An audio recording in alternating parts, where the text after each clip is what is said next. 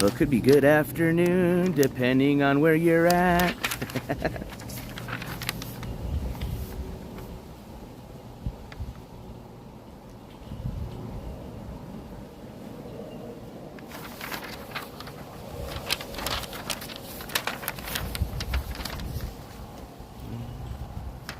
Oh, it's a beautiful day here at the Wildlife Nature Park Zoo. And we're gonna meet some really cool ass animals. What up, Casey girl? Good to see you. I'm so excited you're here this morning. I've got a treat for everybody. Hopefully the data will be okay. I did a data check and it seems like I got pretty decent coverage. So all fingers crossed. I'm at a wildlife nature center, and it's a very interesting one because it's got a lot of cool animals, one, but a lot of these animals, hey, Super Roofer, good morning, and Ayo to you as well. But a lot of these animals were actually raised illegally, so it's, you know, that's hence why it's a wildlife refuge center. These animals, believe it or not, as wild as they will seem and look like, some of them were raised illegally as pets. So the lady that works at the ticket center told me that whenever I get to the different animals in their exhibit, I guess you can say, to call out for them, because if you know their name, I think I remember last time I was here, they have their name on, obviously, on the exhibit information. A lot of them will come right up to you because they were raised or trained as pets, essentially. So that's going to be really cool. So hopefully we'll get face to face with a lot of really wild animals that generally you wouldn't even get face to face with. You probably wouldn't even get to this type of experience because you get the type of experience you see at a zoo, essentially, with more of a, you know, more fencing and stuff like that in front of you. So, but I'm going to hang out here for a bit. I want to say good afternoon, good morning to some of us. Looks like I see already Casey Girl. Good morning, Joe G, Super Roofer, Kelly, good afternoon. Hey, Joe G, it's so good to see you. I hope you've been hanging out and enjoyed a lot of the stream, but I'm glad to see you this morning, my friend. Joy, good to see you as well. So we'll wait a couple of minutes since I just posted this notification through the Prism versus through like the YouTube app, and I know some people weren't getting the notifications because of that, so I'll give it a minute or two to let people kind of get the notification and get on in, because I'd hate for people that really want to see this to miss out on this. So hey Leslie, good afternoon. And if you're just getting in, just so you know where I'm at, I'm here at a wildlife nature center just outside of the Albuquerque city limits. Again, if you didn't catch what I was saying a little bit earlier, there's going to be a lot of wild animals here, but what's very unique to this nature center, and hence why it's a rescue as well, is a lot of these animals were rescued as illegal pets. So a lot of them are very domesticated and very friendly with people. So, and we've been encouraged by the, essentially, I guess you could say, the park keeper to call out to the animals once we get to their different exhibits, because a lot of them will come right up to you. So I'm really excited to see that. Hey Zen, good afternoon. Just Jen, very cool, absolutely, and I'm so happy to see you. Randy, good afternoon to you. Oh, let's see, 50 Shades of Beige, good to see you. And you said I had a wolf hybrid. I've been in the wolf community for years. These animals are wild and they belong in their natural habitat. It's so sad. Yeah, no, I agree. I guess at this point, these animals obviously can't be released back into the wildlife because they've been domesticated, essentially, and they wouldn't be able to survive. So it's nice that there's places like this, you know, and I know they have a lot of nature centers all around the United States, but here in New Mexico specifically, we have this nature center that rescues and takes in a lot of these illegally kept and raised wild animals. Oh, hey, 50 Shades of Beige. I bet you there's going to be a wolf here. I know there's going to be, let's see here. I actually have the map. I'll show you guys. Map, check. And let's see what we have. Give you guys an itinerary of what we can expect. So, looks like we have some coyotes, typical of New Mexico. We have a gray fox. I heard there was 4 of them, and I heard they're a lot of fun. There's some mountain lions. Yep, I remember them. A javelina, some bobcats, raccoons, an elk, red fox, a deer. There's a black bear. I remember the black bear last time I was here, so I hope we get to meet the black bear. Super cool. And if I remember the story on the black bear, if I'm not mistaken, the black bear was actually raised as a pet and kept as a pet. So the black bear is actually very domesticated. Let's see here. We've got the black bear, we've got some deer, we've got some birds, wild birds like a bald eagle. They've got a skunk, some possums. I know they've got a lot of birds here. So yeah, a lot of wild animals and a lot of ones that are obviously local to the Southwest and to, you know, New Mexico. So good morning, Rainbow. Good to see you. Petty Lane, good morning. All right. So I think we've got a lot of people already in. So what do you guys say? Let's get started, right? So if you've missed me before, I just want to say data coverage looks okay. I did a data check before I started the stream. It looks like we have decent coverage, probably just because there's a little town across the street from this wildlife park. I have the feeling if that town wasn't there, there probably wouldn't be any data coverage here. So hopefully, fingers crossed, that data coverage will continue with the journey along the whole park. It's not a very large park, but still, you know, it's rural. So you may expect some bandwidth issues, but I think it'll be fine. We'll see. But I appreciate y'all joining me this morning. Hey, good morning, Go Girl 9 Rodriguez. And I know I saw somebody else sneak in here. Let's see. Maybe that was just my imagination. Oh, there it is. Diamond Sis. Good morning to you. All right, let's get started. I'll flip this over here so you guys can see what I'm looking at. And here we go. So we are at the outside, the parking area, essentially, of the Nature Center. Cute little simple office. Like I said, it's just a very small rescue. Nothing. It's not like any of the, you know, you're even like the zoos here in New Mexico are pretty small, but they are obviously going to be a lot larger than this Nature Center. But it is a beautiful park. Like I said, it's very rural. You're going to see a lot of beautiful New Mexico wildlife and New Mexico wild plants, just like the plant you see in front of me. Look at these beautiful flowers. Actually, you know what? Let's get closer here so you guys can see. Because I know we have a lot of people that enjoy these beautiful flowers. So let me give you a close-up here. Check this out. These are, you know, grown right out of the desert landscape here. So flowers can grow out in the desert, okay? That looks like something else here. That might be some of the recreational stuff, if you know what I mean. All right, let's not show that, shall we? All right. We are kind of outside of the Albuquerque area, if you know what I mean. All right, here we go. Good morning, Horseface Killer. So let's get started. Got a cute little gift shop in here. We'll check it out when we're done with everything. Good morning. Thank you so much. You guys have a great day. All right, so let's get started. Welcome to Wildlife West. And here we go. Oh, let me zoom out a bit for you guys. All right, there you go. All right. So essentially, I'll show you kind of what we're going to be walking around at. I know I showed you. Hey, thank you, Zen. I appreciate that. Zen with the $2 super chat. And it looks like it was just a nice thank you for the super chat. I appreciate that, Zen. Much appreciated. And I hope you enjoy this stream today. So here is the park map, essentially. And we are planning on going through the whole park. And even if I, for some reason, start losing my data connection and I have to just end the stream, I will make sure and get some great video footage of some of the awesome wildlife exhibits here. That way I can share that on a post with you guys. But I am hoping and fingers crossed we don't have to encounter that. And we will continue to have some data connection and can continue an awesome live stream.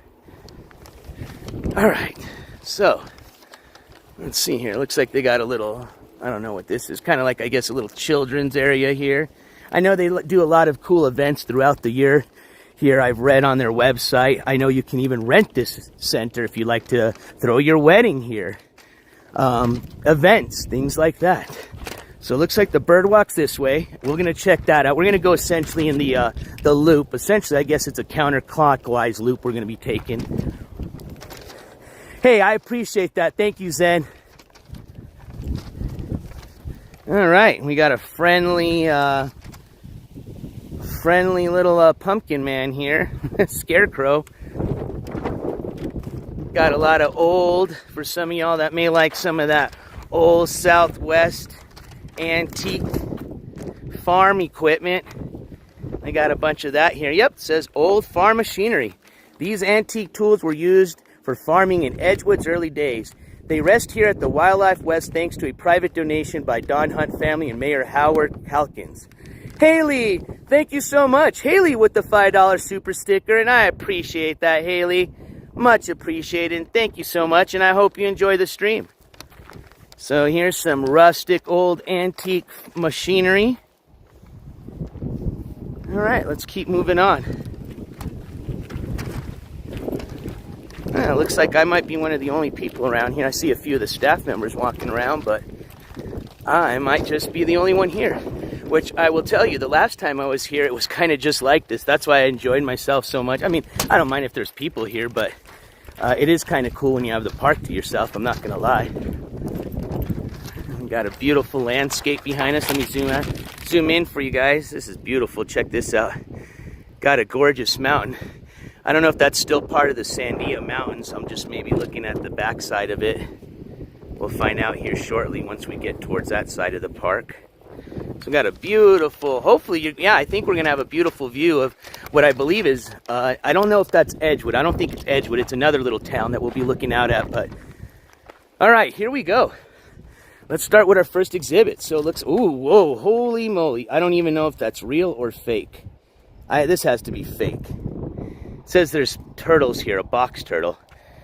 That looks humongous, and it doesn't look real. I guess, okay, it's fake.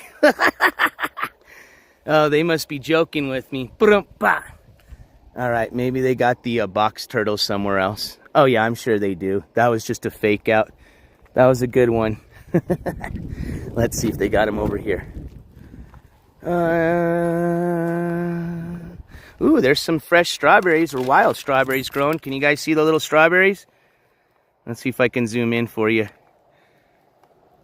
But if you can see the little strawberry, they're hard to find. I don't know if you guys can see them. I can see them. Let me see. There's one somewhere like around here. Let me see if I can zoom in a little bit more. I can't see it on the camera, but I'm looking right at it. Maybe you guys can see it and I'm just tripping out because there's a glare. But yeah, there's some little strawberries in there, which I believe turtles love to munch on strawberries. So, all right, we'll keep moving on. Maybe the turtles are somewhere else. Maybe I'm not even looking hard enough. They may be in the shade. Oh, there's some more strawberries right there. Yeah, I can see those. See, I'll zoom in on these ones. Here you go. You should be able to see those strawberries. See them? They're right there. There you go. Wild strawberries. Yum, yum. And for some of you that are big cacti fans, you're going to see some beautiful cactus out here. And they are flowering. This is the time of the year where they start flowering, so it's gorgeous. Or maybe cacti flower all the time. I'm not too sure. I think they have a season. So this is a xeriscape garden. Interesting. All right, I see. All natural flowers, hence a xeriscape garden. I guess they just naturally grow with some of the rainwater. Probably don't need a lot of water to grow. All right, so we've reached the restroom area. All right, our first exhibit. I need to take an, and I'm just kidding. Let's keep going. All right, now I know I think we're about to come up to the bears, if I remember last. But yeah, this is all kind of the stuff they have for like when they do their events or if you're gonna rent the place. So obviously they're gonna have a lot of that stuff really close to the parking lot and stuff so people can get to it easy. So let's continue walking. Amphitheater, Falcon Theater. Hello. Is it recommended, can we go this way on this road, or are there some exhibits this way, or? Okay, this way here. Cool, thank you all. Have a great day. Thank you. All right, there's some nice volunteers that were kind enough to keep me from going on a service road, which had they probably not been there, I would have continued to go on.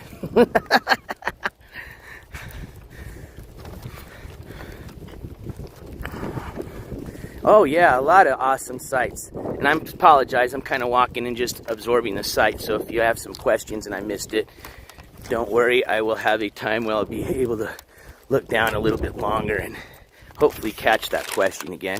All right, so let me see if I'm zoomed out. Okay, so this is pretty cool. Here's some more machinery. This is stuff that has to do with cotton, I think. So some old cotton machinery here. This is pretty cool for, like I said, if you're into this type of stuff, this is pretty cool. Ah, shade. I'll try to also, I got to remember that my phone might start overheating too, so I got to make sure and get all these animals in before this phone starts acting up. All right, let's keep on going. We want animals. We want animals. We want animals. All right. Man, this place is not confused. Oh, I guess that's why they give you a map. Huh. Okay, here we go. Here we go. Just follow the path. Follow the path. So here's their amphitheater. So I'll show you guys here. Plus, it's always kind of good to get a little shade every once in a while in. All right, so this is the amphitheater they have here. So, like I said, they do have events a couple of times of the year. The park has its own events. And then, of course, like I said, you can rent this nature center if you want to have a wedding, a corporate party, birthday party, whatever you'd like to do. So, they do have a real nice, stage. So, if, I guess like you're having a wedding, you can have your band here. You got a nice seating area with tables so you can eat and watch the band play. Looks like they got an area where you could set up a bar and a food area. So, yeah, super cool. All right. And I don't know if you guys were asking, but I do have the speaker on. So if some of you like to donate through the donation alerts link, I do have the speaker on so you can communicate with me through the donation alerts link. And I want to say I appreciate everybody's support throughout this whole trip. Thank you for everybody that's already donated today. Much appreciated. Today is the last day for me on the official NJCourts / STIK Southwest IRL road trip adventure. Sorry, there's like 6 words in there. So I got one more day here in Albuquerque before I'm going to head home.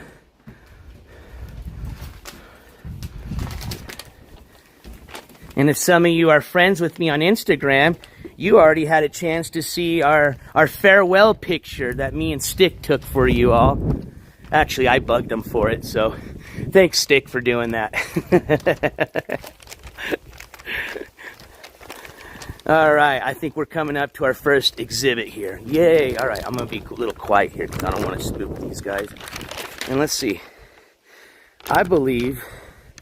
All right, so we passed by the big old amphitheater. All right, so I have a feeling this is the Coyote Exhibit. I may be wrong. I may be reading this map right. I may be reading... No, it's coyotes. I see the sign. All right, so let's see what coyotes we have in here. And I know, obviously, these coyotes, if they've been domesticated, they're just like dogs. They're probably going to come when you call their name. And I'm obviously thinking they're probably getting some shade if there's some in here. Now, remember, they may not have all the animals here. I think that's why she may have highlighted some of the exhibits just to let me know which ones may have the, the animals in it, which ones may not. So I don't see a coyote here, but this may be just one exhibit of more coyotes. Yeah, see, I see more pens, and I don't want to go anywhere I'm not supposed to, but let's see if there's any coyotes over here. Like I said, this is a rescue. It's not a zoo, so, when you pay your admission, you're paying as a donation to the rescue. So, if they have animals here and a few of them, that's fine. I'm not going to expect them to have every single animal that they've advertised on the map. Oh, wait. All right, here's a little bit bigger pen. So, these coyotes are Chewy Coyote. Chewy, I think, is the name. So we'll call out to Chewy. Maybe Chewy's out playing. Maybe Chewy's going to scare the hell out of me and just pop out of nowhere. Chewy! Come here, Chewy! Maybe it's not even his name. Hold on. Let me make sure. All right. Yeah, well, this is the coyote area, so let's see. Chewy! Come here, Chewy! Alright, no Chewy. So maybe we don't have any coyotes. Let me see if she... Wait, no, she did mark the coyote pin. So maybe Chewy's on a walk. Chewy could be anywhere in this park, because Chewy sounds like a pretty friendly coyote. So let's keep walking. We'll come back to this one. Maybe, I have a feeling Chewy's out on a walk, because she did mark the coyote pin. Alright. Let's keep on going. And let's just make sure. This coyote, yep, it's Chewy. Chewy, so just to give you a story. Oops, my hat's blocking it. Just to give you a story. It says, Chewy was orphaned after 3 to 4 months at the Desert Willow Rehabilitation Center in Carlsbad, New Mexico, was brought to the park in August 2016. So it looks like he's been pretty much brought to a refuge his whole life as an orphaned pup.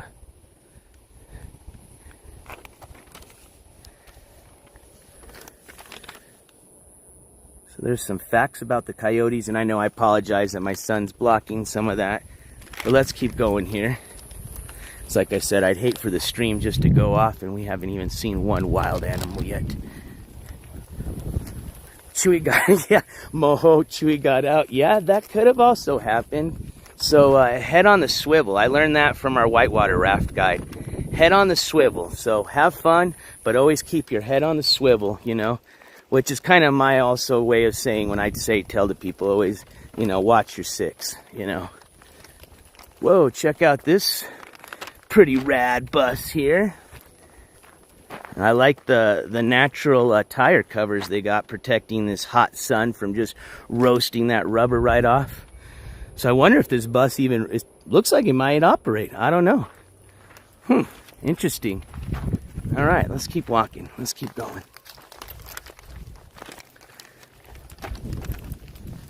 All right, so, ooh, fun. I hope the black bear is out. I hope, since we didn't get to see Chewy, and maybe Chewy is out, but we have the black bear exhibit. I was looking very forward for the black bear exhibit. Did she mark it on here? Oh, she didn't. Hopefully there's a black bear. Because if I don't see a black bear, now I'm going to get really worried that Chewy and the black bear are both out.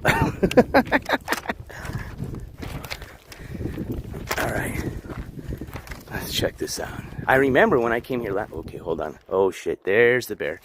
Okay, sorry I woke you up. Do you guys see the bear right in front of me? Okay, that's the big bear. And he seems like a pretty sleepy bear, so we're just going to be quiet. Shh. We're going to say hi to the bear. What the fuck?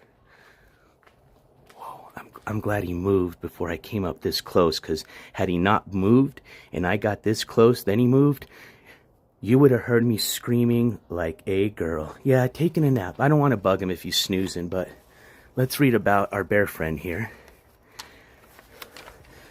So, this here is Koshari, and he... I like how they said, he's a third-time offender from Navajo Lake in northern New Mexico, where he became an expert at raiding the coolers on houseboats. Damn, Koshari sounds like he knows how to swim. I like Koshari. His life was saved, and his habitat was built by a generous contribution from a couple in Sandia Park. He came to live at the Wildlife West in 2005. Koshari was born in 2003 and weighs over 400 pounds. Holy moly. Yep, now it's trying to say I'm overheating, so I don't think it's going to shut off right now, but at least we got to meet Koshari, so you can't say I didn't show you any wild animals. Hey, Koshari. Well, Koshari's pretty cool. He's letting us just kind of zoom in on him sleeping. He is out like trout. Now, I don't blame him, because check it out. Looks like a pretty warm day, and unfortunately, and it's not a bad thing, you know, like I said, at least this bear is being taken care of and not killed, but, you know, this is kind of the only little shady area he has for right now. Now, as the sun moves over, you know, there'll be more shade in his little play area, but for right now, Koshari is taking advantage of the nice shade that he has right here. Dirt level, I will not press Koshari. I mean, if he wants to say hi, he can. but I'll definitely zoom in so we can say hi to Kashari. Hey, good afternoon, or good morning, Kashari. How are you, buddy? You want to say hi? You want to say hi to my chat? You're on the NJCourts TV channel, Kashari. And shout out to you, because you're a badass bear, and I appreciate you letting us say hi to you today. So we'll let you be. You have a nice nap, and peace out. All right, so that is Kashari. Yep, exactly, Tammy. So, and it was his third strike, okay? He was a third strike offender. So don't say they don't even give chances to animals. I mean, unfortunately, we see it happen a lot in the court system, which I don't like to see that. Now, animals, I'm all right.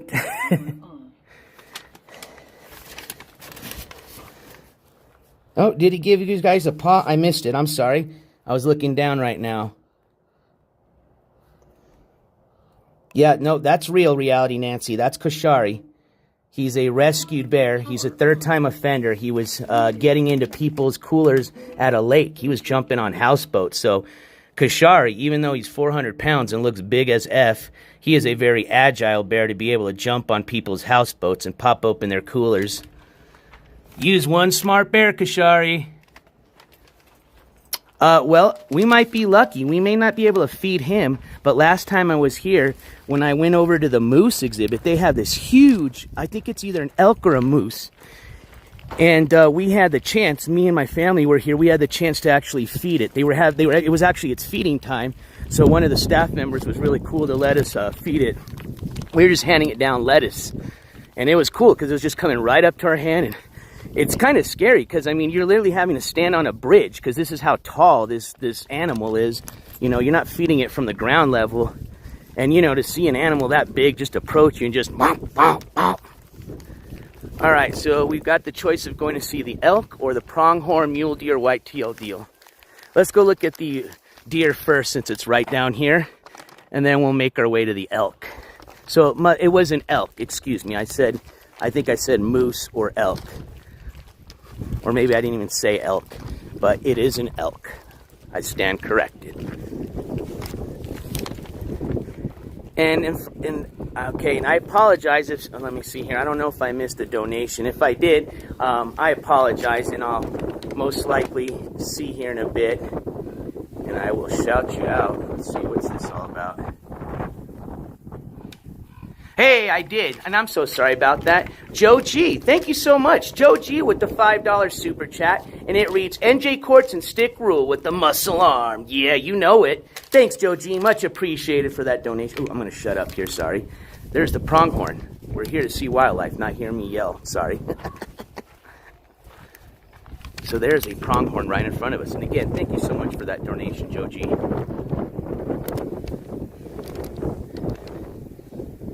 Yeah, that's the pronghorn. So, just so you don't, in case you're saying, that's not the pronghorn NJCourts. That's pronghorn picture there. And that is definitely my man right there. All right. Hello, excuse me. Sorry about that. All right, so that was cool. So we got to see one deer. They've got a pretty big exhibit area here, or, you know, an area for them to play and around. So there could be a lot of deer just hiding out in the shade. But at least we got to see one. It looks like it was eating, so that's cool. So let's move over to our next exhibit. Like I said, I want to try to get as many of these exhibits in before my phone overheats, if that happens. It's not super, super hot. I do want to get to the mountain lion exhibit. That is super cool. I'll show you guys when I get there. All right, so yeah, here's the elk. So let's see if we can find the elk. See, so here's the elk food. So here they have hay. They must have been giving them some snacks that time because we had lettuce. I think there was even carrots. So there's some hay. Let's go find our elk buddy. So it looks like the Elk Exhibit is open. Let's see. So I'll show you here. We may not, oh, okay, I see him. So last time he was able to come right here. We were able to feed him right over here off this bridge. But right now he's over here. The elk is just hanging out in the shade. I'm going to zoom in. It's going to be hard for you guys to see, but see if you spot him.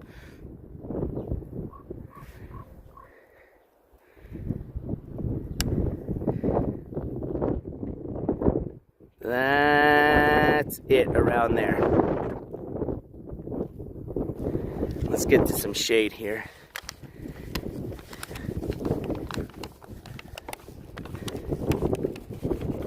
Yeah, I can see his antlers popping up a bit. Yep, you can see the antlers.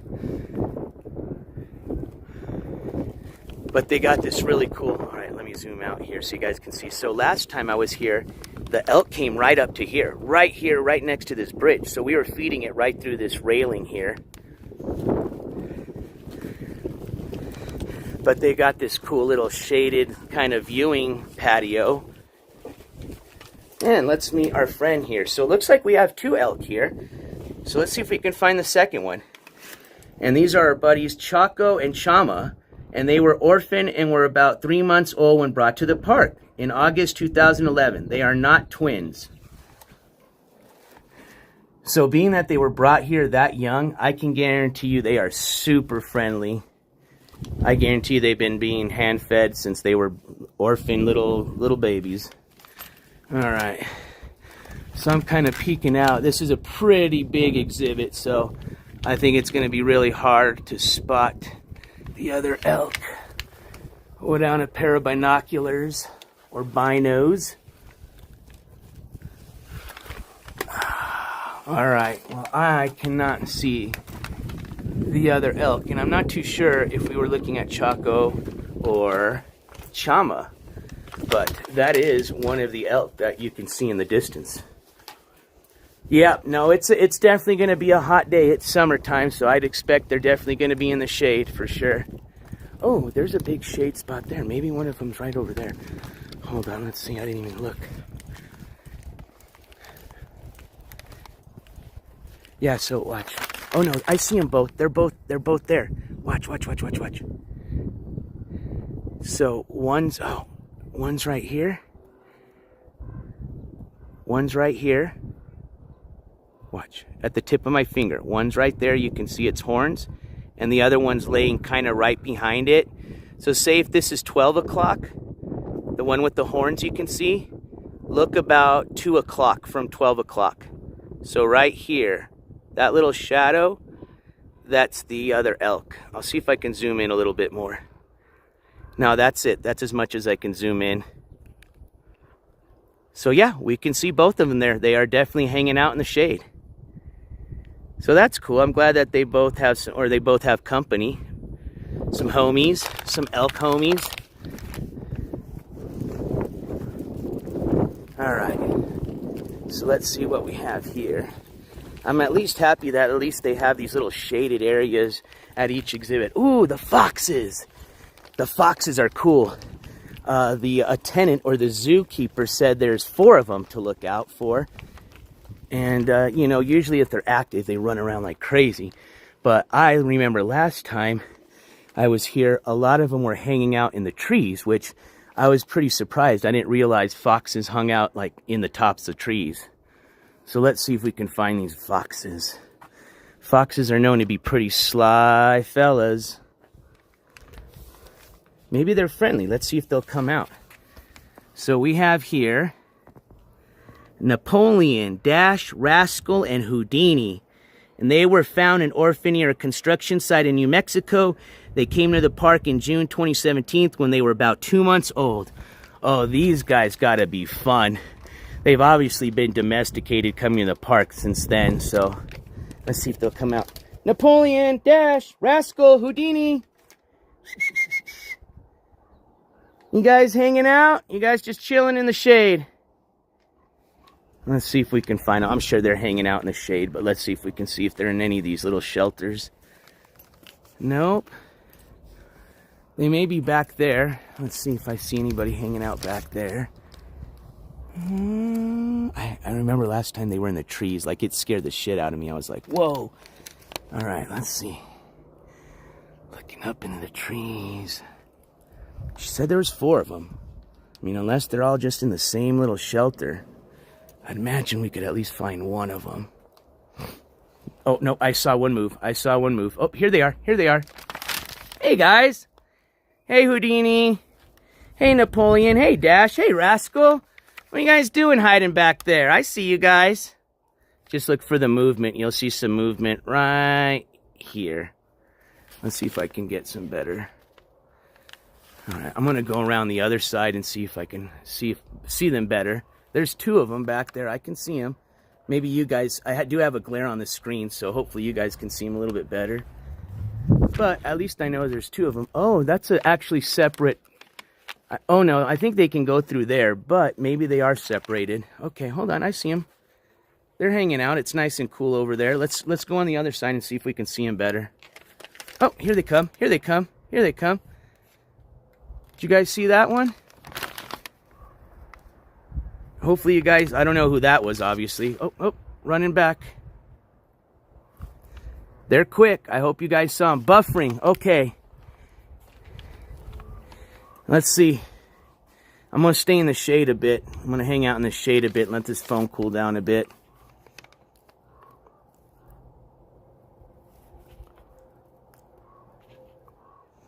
All right. They're moving over here. They're over here if you guys are looking for them. Just look for movement. But I see them. They're cute. Oh, there's one right over there. He's chilling.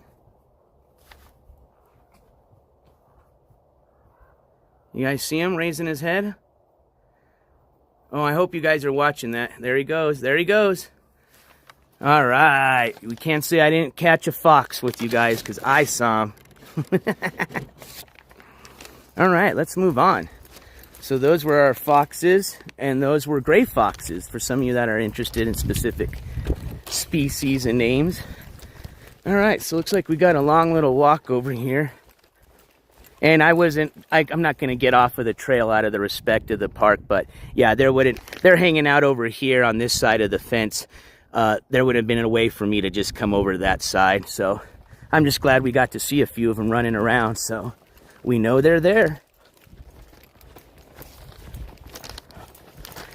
This park does open at 10, so I try to come as close to opening.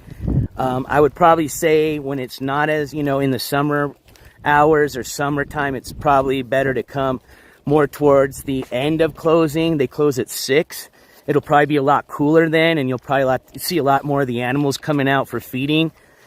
And then I would imagine when the weather's a lot cooler, like in September, you can come closer to 10 when they open and see a lot of the animals. All right, so we got a mule deer over here. Let's go see if we can see our mule deer friend.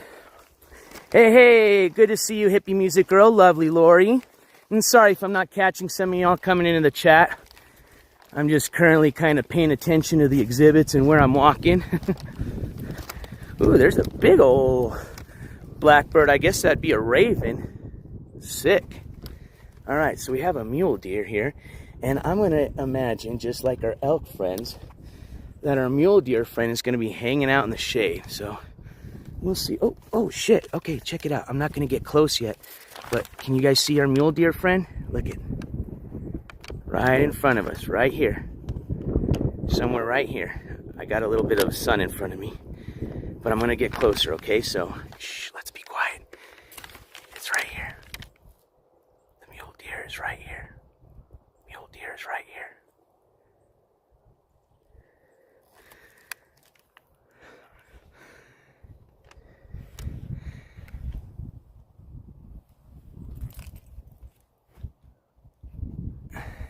The mule deer is looking right at us.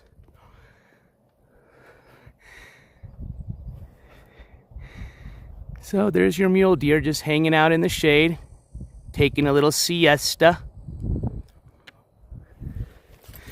We'll try to get a little closer since it doesn't seem like it's scared of me.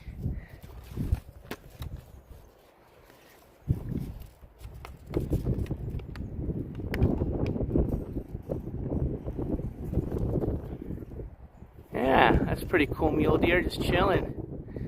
There's a nice little breeze. I bet you that feels good.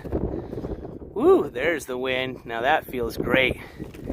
All right, so we've got our mule deer friend. Let's continue on, and I believe I just saw one mule deer. Let's see. I can't be rude and not know our mule deer's friend. Oh, what a cool name. So who you guys saw was Velcro. And Velcro is our rescue mule deer. It's a female. She arrived in September 2010 when she was 2 months old. So that's Velcro that you guys got to meet hanging out in the shade. All right, Velcro, you have a good day. Velcro has a lot of bird friends hanging out with her.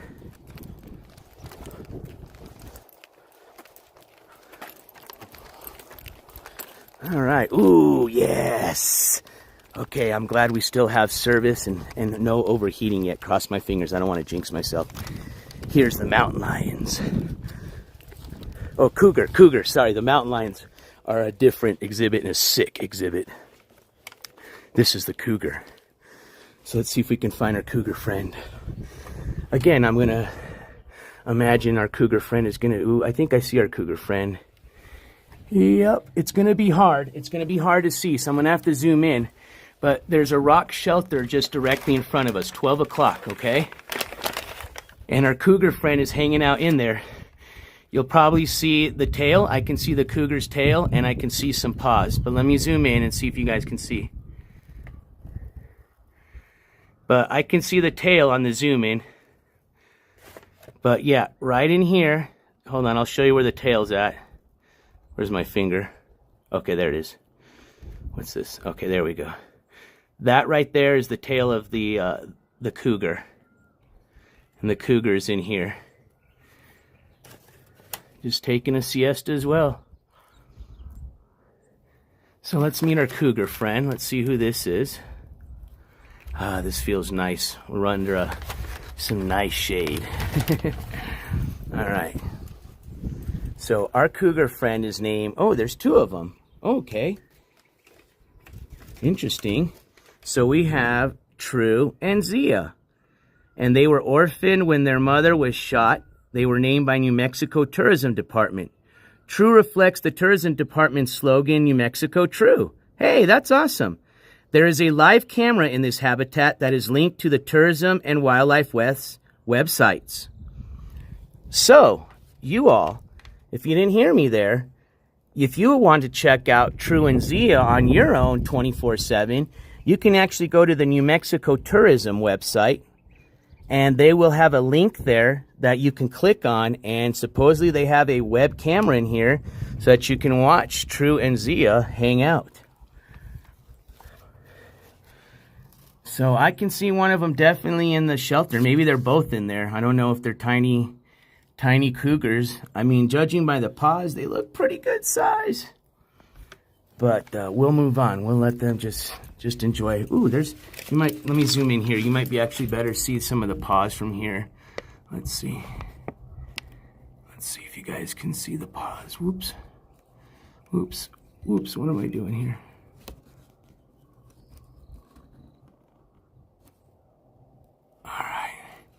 So again, we're looking right here. So that's the tail and the tail right there. Yeah. All right. Let's continue on. The mountain lion exhibit is sick. That's the one I hope we can make it to before my phone, if it is going to shut off. Oh, is this it? Oh, yes. I think this is it. This one is awesome. You'll see why. No, this isn't it. This isn't it. No. This isn't. Okay. Maybe they separated the cougars? What? All right, so here's another exhibit. Yeah, I guess they might have them separated. So here's another cougar exhibit.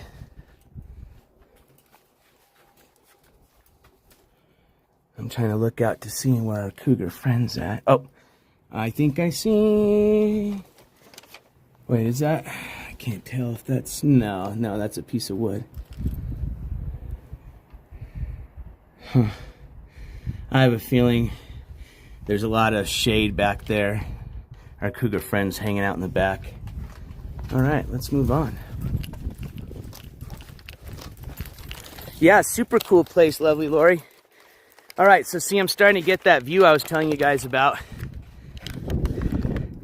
There's another town. I think this is the town that's right before the ski resort. So there's a ski resort just outside of Albuquerque, which is pretty cool because you guys saw this heat, right? All this desert we're around. But in the wintertime, and it's not like, you know, it does get cold here in Albuquerque, but it definitely gets a lot colder when you go over this side of the mountains. But on this side of the Sandias, they've got a ski resort. And yeah, this is that town kind of right before the base of the other side of the Sandias. But yeah, it's a gorgeous view. Gorgeous view from here. I'm going to show you guys what I'm looking at. That was the exhibit we just walked from. Like I said, a lot of cool wild plants out here, a lot of cool cacti.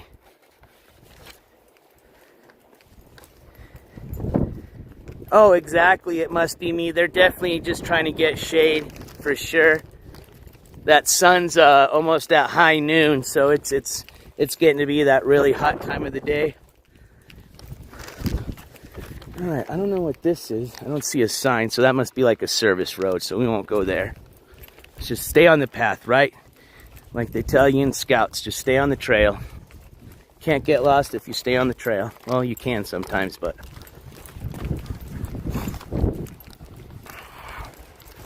A ski resort.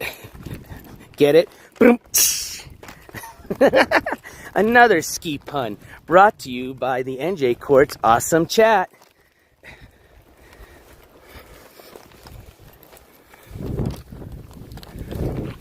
All right, what do we got here? So, if we're lucky, we should see a javelina. And this javelina's name is Bristol. Named for her bristly fur and pistol-like personality. Oh, I like that. A female collared peccary, aka javelina, was found on a private ranch and was mistaken for a piglet at first.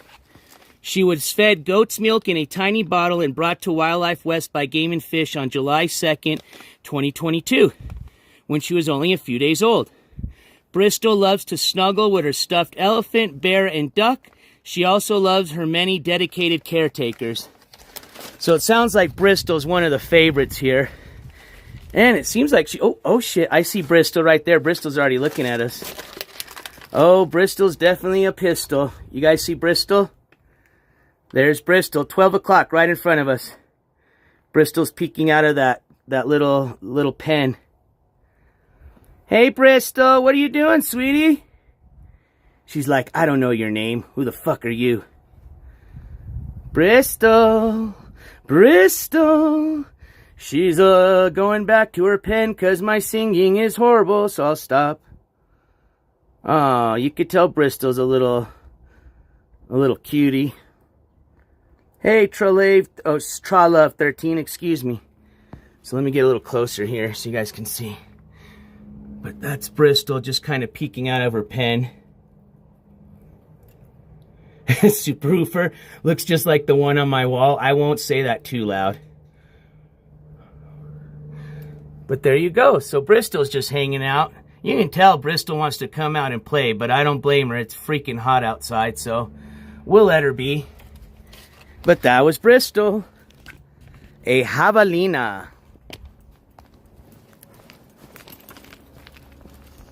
All right, let's continue on the concrete path, shall we?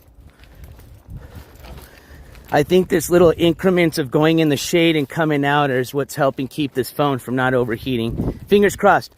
Oh shit, I don't want to jinx myself. Knock on wood, knock on wood, knock on wood, knock on wood, knock on wood. Real wood, real wood, real wood, knocking on real wood. All right, there we go. All right.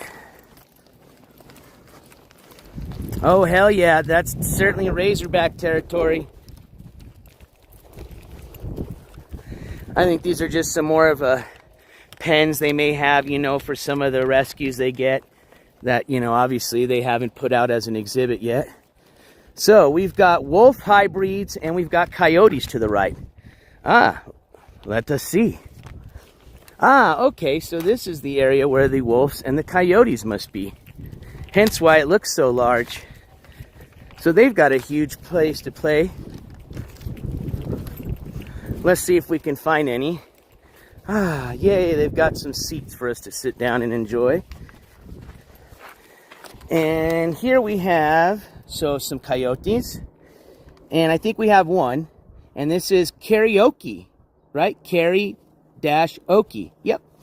Karaoke was an orphan who arrived in the park in September 2011 when she was 5 months old. All right, let's see.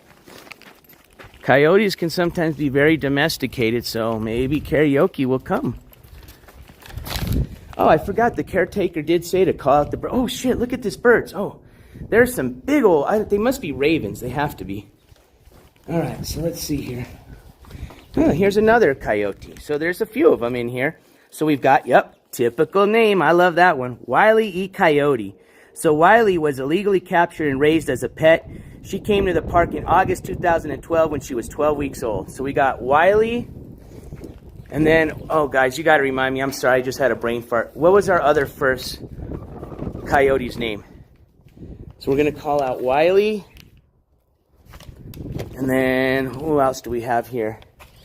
Okay, so we do have some wolf hybrids. So I remember somebody in chat was saying they had a wolf hybrid dog or worked in a rescue, or I forgot it, and I'm sorry if I got that wrong.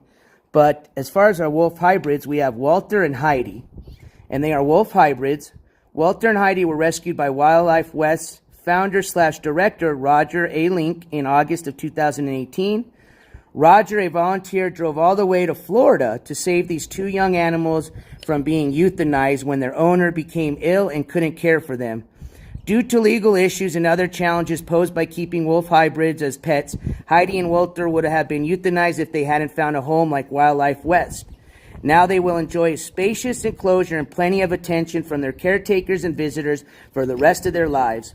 Heidi was born in early 2016 and is thought to be around 70% wolf. Walter was born in 2017. So we got Walter, we've got Heidi, we've got Karaoke. Thank you for reminding me. And Wiley. All right. And I imagine they are separated. So the wolf hybrids are separated. I made it sound like they were in the same pen, but they are not. So let's start with Karaoke and Wiley. Wiley! Come on, Wiley! Karaoke! Wiley! Let's see if I can see some. If they are like some of the dogs I know, I'm looking for some massive pits in the ground. Oh, they're probably, they're snoozing in the shade for sure. All right, let's try our wolf hybrids. So we have Walter and Heidi. Walter, Heidi! Come on, Walter, Heidi! You guys want to say hi to the chat? Or fuck us? Yeah, fuck us. I totally would agree with you. Enjoy your siestas, my friends. All right, let's keep on walking. I have a feeling our wolves and coyotes are snoozing and probably are not going to come up, even though they may know their names. That would be sick, though.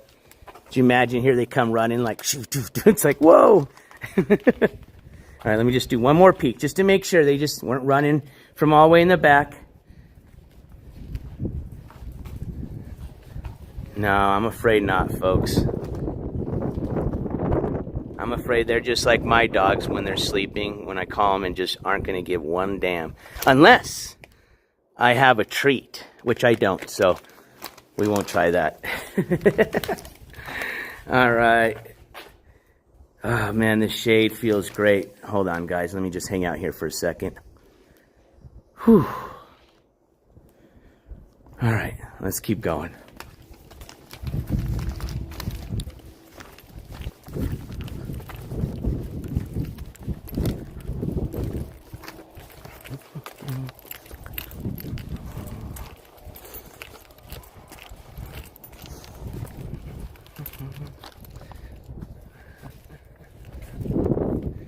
See if we can see him from the back side here. No.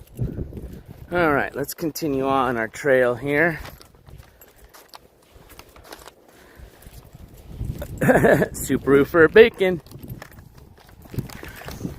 As a child, we had a pet rabbit named Lucky. And the reason he got his name was he was lucky to be at our house, according to my mom. But what's funny is she ended up loving that little rabbit. Good, took very well care of Lucky. he pretty much got raised like a little dog. And what was super cool about Lucky, Mr. Lucky, excuse me, is Mr. Lucky during the day, we let him out and he'd go hang out under the patio under the shade. And when it got nighttime, time for Mr. Lucky to go to bed, he'd just come on in on himself, on his own. You know, he knew it was time to go in and, you know, go to bed. But sometimes if we had to reach Mr. Lucky, you know, if it was during the day, the way we would get him out from the patio deck, from underneath, is he loved Cheerios. I don't know how my mom got him, you know, addicted to Cheerios, but he loves Cheerios. Oh shit, I can see the raccoons. Hold on. I'll be quiet. But anyways, you used to just be able to go, Cheerios, Mr. Lucky, Cheerios, and he'd come flying from under the deck. All right, so these raccoons, they're hiding in the tree. I'm gonna zoom in. You guys gotta look really hard. But they're there, they're sleeping. They're up there. They're right in front of me. They're right around here. So well, right now I see Bandit, but I see two of them. Oh wait, no, there's a few of them. I'm sorry, holy moly. So we have Bandit. We've got the little rascals, Darla, Spanky, Alfalfa, and Buckwheat, and Stymie were surprised due to a male raccoon breaking into the habitat. So it sounds like Bandit was a female, and a male raccoon got into the habitat, and then the little rascals were born. It says Bandit was a very protective mother and did a great job of raising her 5 babies. Because they have been around humans since they were born, the whole family will stay together here at the Wildlife West. Oh, what a great story. Funny, cute, and great. All right, so let's see. Let's see if I can see. Oh shit. All right, I'm sorry. There's one of them just looking right at me. You see him? He's got his tongue out. There you go. Let me see. I'm going to get around a little bit better. Yeah, so I think they're actually all up in the tree, to be honest with you. So there's one there. Oops, let me get this fixed. I'm sorry, guys. There we go. Let's go over here.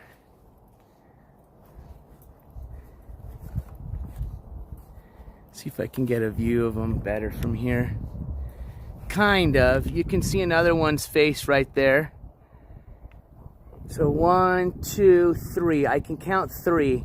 I think there's about 5, 6 of them. So there's about 3 of them left that I cannot see, hiding out somewhere in this tree, or maybe in one of these shelters or in the grass.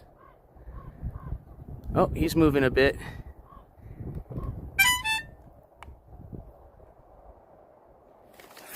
Ah, there he is. Or she, excuse me.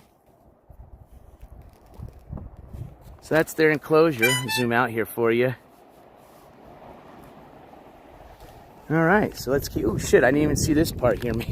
Oh, they got a big enclosure, so there's probably a few more of them maybe over here. Let's see. Oh, looks like they've got a really cool little playground to play around in. That's awesome. All right. Ooh, oh shit, okay. The bobcat is up. The bobcat is up and moving. Oh, this bobcat's friendly. Hello, bobcat. Hi, how are you? Do you want to say hi to the chat? You're beautiful. Holy moly, that's awesome. Oh, you want to be petted? Okay, I pet you. I pet you. Yeah. Oh, yeah. Oh, yeah. You want some pets? You want some loving? Yeah, you get some loving. Oh, this is a friendly bobcat for sure. All right, so what's your name? I should have asked before I got all friendly with you, huh? Yeah, you're not going to bite me, huh? You love people. Oh, yes, you love people, don't you? Yes, yes, yes, yes, yes. That's what's so cool about this place, is that right there. That's the type of experience you wouldn't get at a zoo. You are super friendly, aren't you? And you love rubs, huh? You love rubs, huh? You love face rubs?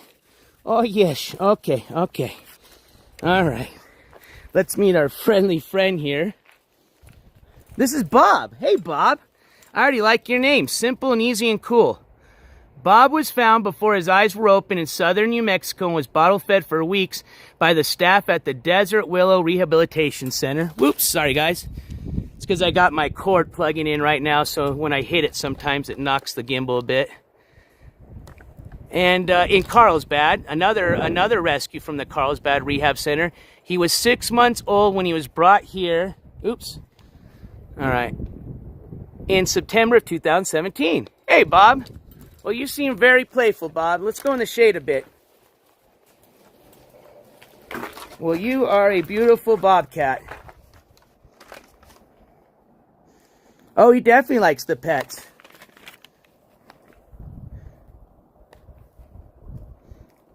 Bob is totally the best. Bob is my fave so far.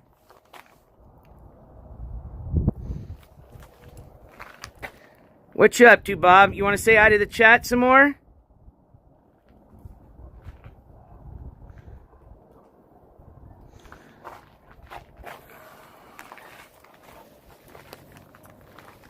Bob, what you doing, Bob? Bob loves his name.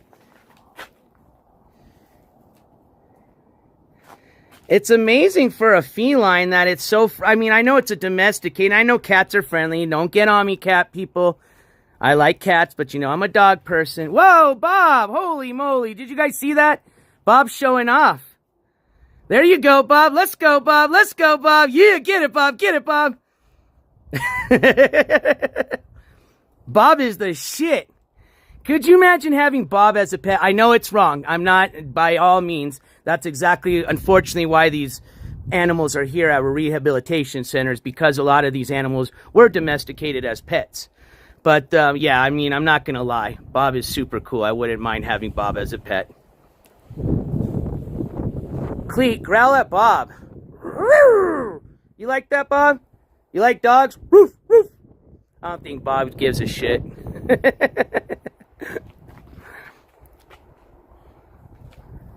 Gorgeous animal. No, no joke. Gorgeous.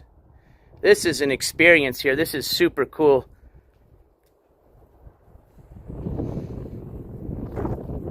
Well, Bob, I'll tell you this. You seem to be the most favorite of all the animals from my chat. They say you are truly gorgeous. And I say you are a badass. All right, well, Bob has left the building. Oh, no, here comes Bob. Bob is coming back. Bob, come here, Bubba. Bobby, Bubba, yeah, Bob. Oh, you can tell Bob loves his name. He must have some really cool caretakers. I guarantee you they go in there and play with Bob. All right, let's go on this other side here. Yeah, all right, Bob. Well, we're going to say goodbye to you, and we're going to check on the other animals here. We got to be fair, even though you're the coolest. And I'm sure people probably hang out the most here. All right, that was awesome. And we haven't even reached the super cool exhibit yet. And I think this one actually topped off the super cool exhibit, because I don't remember Bob when I was here. So I guess this is Bob's other side here where he hangs out. Probably where he takes his siestas. All right.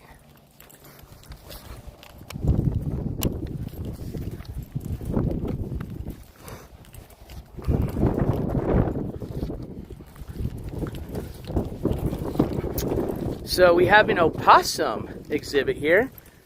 Let's see if we can see the opossum.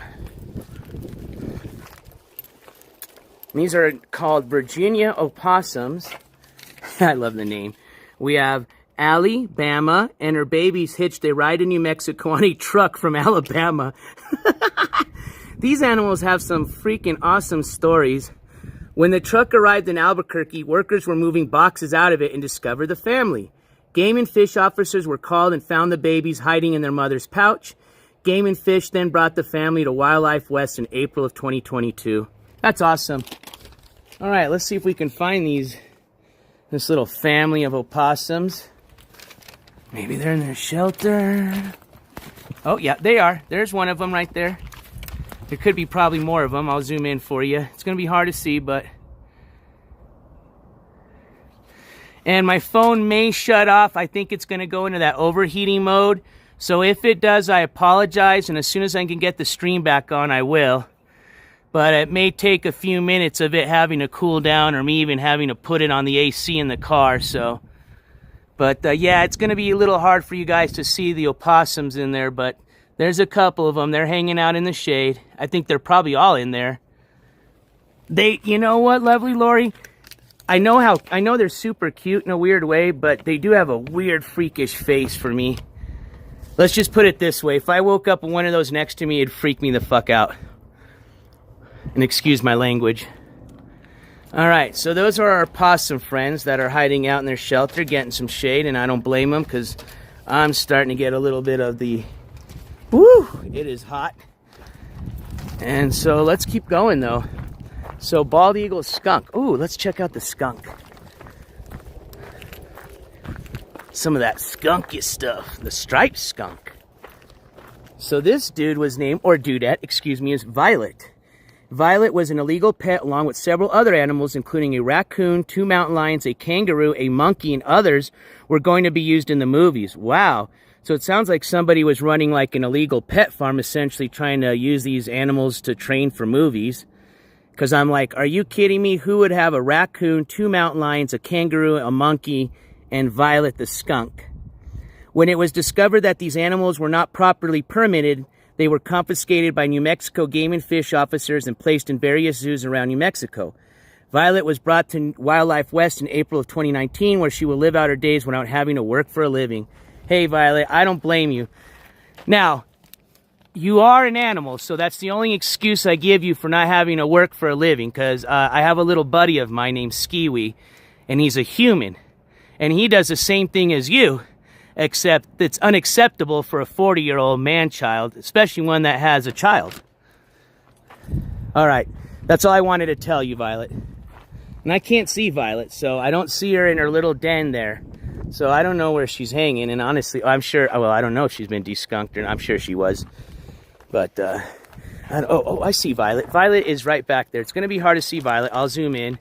But Violet's actually behind her box. It's going to be hard to see because she's got her kind of back, and you can barely see it because it's black, but you can kind of see her little white spot. But, again, I don't know if you guys can see Violet, but, yeah, she's behind her box. So there is a little skunk back there. So check, Violet is there. Definitely, lovely Lori. They were about to be exploited. So, unfortunately, since we can't see Violet back there, there is a picture of Violet the skunk. Alright, so they said something about a bald eagle. Would the bald eagle be over here? Let's see. Oh, wow. Yeah, I guess this is... Yeah, holy shit, I see the bald eagle. I don't want to spook it, so I'm going to try to zoom in, and then we'll get close. But it is 12 o'clock right in front of me. You can see its white head. Can you see its white head right there? Its beak?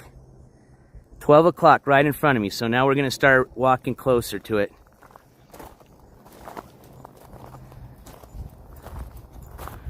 You should be able to see the bald eagle.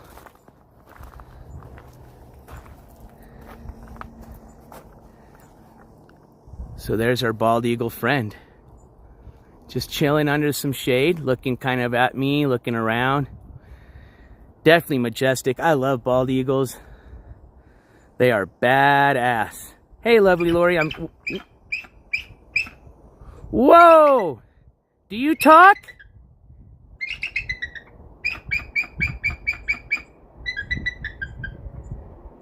Well, what's your name?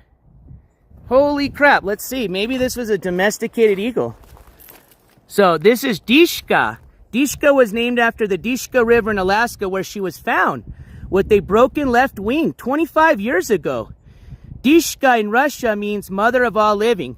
She lived in Illinois from 97 to 22, where she was a wildlife ambassador with SOAR, Save Our American Raptors.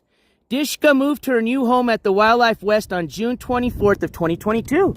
So she's fairly new to the Wildlife West Center, but Dishka's been around. Dishka is not new to this world and is definitely a badass bald eagle. I like your name, Dishka. Yeah, exactly, lovely Lori. 25 years ago. That's amazing. All right, Dishka. Well, you have a great afternoon, my friend. And I appreciate the shout out. That was super cool. I'm glad we got to witness that. That was awesome. I would imagine Dishka was saying hi. But Dishka could have been saying in Russian, F off. Old one for sure, Just Jen. Definitely. Stella B, that's awesome. Alright, so what's this sign say? Ooh, this is a danger sign. Uh-oh, we need to read the danger sign. Whoa, almost lost the official NJCourts news hat. Don't want to do that. But at least that wind feels good. Alright, so let's read this danger sign before we proceed. So it reads, gopher holes, cactus, and red ants. Oh my. For your safety, stay on the trail. Well, all you had to say was red ants, and we will definitely stay on the trail. I had a bad experience with red ants when I was a little kid, and oh my gosh.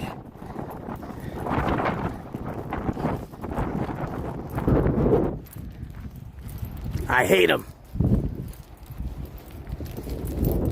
The device is getting hot. Use the overheating protection setting to improve the stream performance.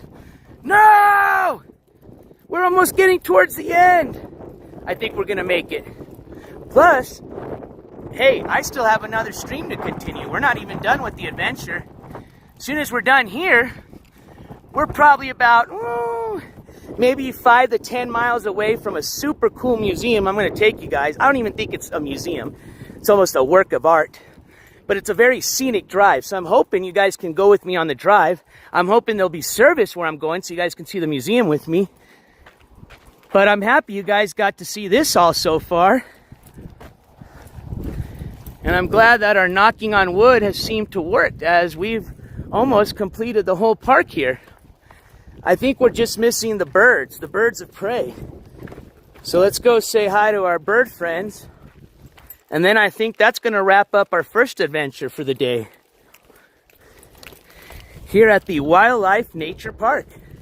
And I'll tell you what, after meeting Bob and saying hi to Dishka, I've had oh, there's our turtle friend, almost scared me again. I've had one hell of a time. Okay, quiet zone, quiet zone. So I'm going to be very quiet here.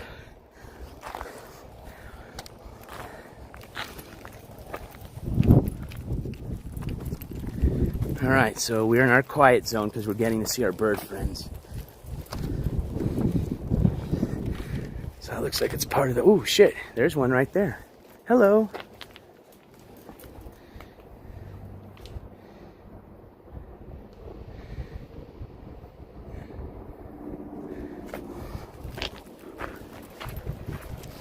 So we got a Harris hawk over here. Oh, maybe that was the Harris hawk. Oh shit, I didn't even see this. Yep. That is our Harris hawk. Zoom you guys in here. Harris hawk is 12 o'clock, immediately in front of us. We are just on the other side of the exhibit. Tammy, we will definitely go by the bear before I leave. That's a great idea. And this is a Harris hawk. And this Harris hawk's name is Miss Harris. Miss Harris was injured as a young bird. She was our first bird and arrived in '97. Wow, due to a damaged right wing and left leg. So let's do the math here. 97 to 2007, that's 10. 2007 to 2017, that's 20. 17 to 20, that's 3. Plus 2, that's 5. So she's 25 years old. Miss Harris is 25 years old.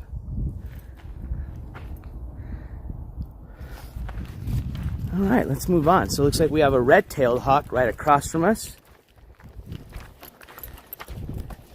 Whoa, I can already see the... Ooh, these are vultures. You guys want to see the little skiwees of the... You know what? I still love the vultures because they're beautiful birds, but these are the skiwees of the human world, okay? So I apologize. Wait, are these the vultures? Oh, no, I'm sorry. Oh, no, these are the crested cockerels. I'm sorry, crested cockerels. You look kind of... whoa. I don't know if they're doing the... Okay, I'm sorry if I kind of disturbed you too. I'll let you guys do... Whoa, whoa, whoa! Holy moly. Oh, you guys heard me. Okay, you guys are not vultures, and you don't remind me of Skiwi. I apologize. I'm so sorry about that. You guys are actually beautiful freaking birds and look nothing like Skiwi. I think they are mating, and I think they're kind of upset that I interrupted the, you know what I mean? All right, well, we'll let you be. And let's just get some names here. So this is Max and Polly, and they were illegally taken from the wild and kept as pets. They came to the park in February 2007. And these are crested cacaras. Super cool, and they seem like very friendly. Well, you guys, we'll let you be, and I'm sorry if I disturbed you. Yeah, it says, please don't tap on the glass, which we didn't, but I have a feeling they probably, I don't know if they're just being nice and saying hi, but I don't want to disturb them if we're making them nervous, but I don't think we are. I don't think they'd have them out here if that was the case, so. They're looking out for these birds' best intentions. They're not trying to use them as zoo exhibits. And nothing against the zoos, again. Whoa! All right, I'm going. I got the point. You got it. So we're out. Oh, is that what it is? See, I'm glad we have some bird people in here. It says they are very territorial. Well, very interesting. Oh, there's the red-tailed hawk. Well, it's good to see that the birds are out. I'll tell you that, because they are awesome, and they are huge. These are just humongous birds. My gosh. I know it's a little bit hard to tell the size, because I'm zooming in. But if you were right here in front of me, you'd see. I mean, this is a huge red-tailed hawk. Yeah, they did good. I noticed that, Sunshinery. All right. Ski on a weed bench. Yeah, it did look like that. I'm not going to lie. So that red hawk, that beautiful red hawk you guys saw in the distance is named Dia. And Dia was shot in the wing and suffers muscle damage. She was found in Sandia Air Park in terrible condition. She arrived at Wildlife West in spring of 2001 as a yearling.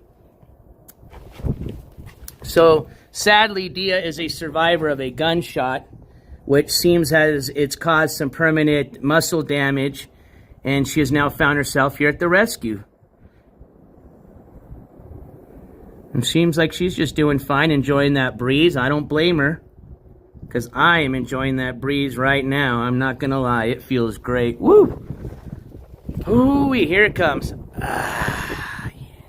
Stick! Shut the fuck up. Well, you know what? I'm glad to hear you're home, brother.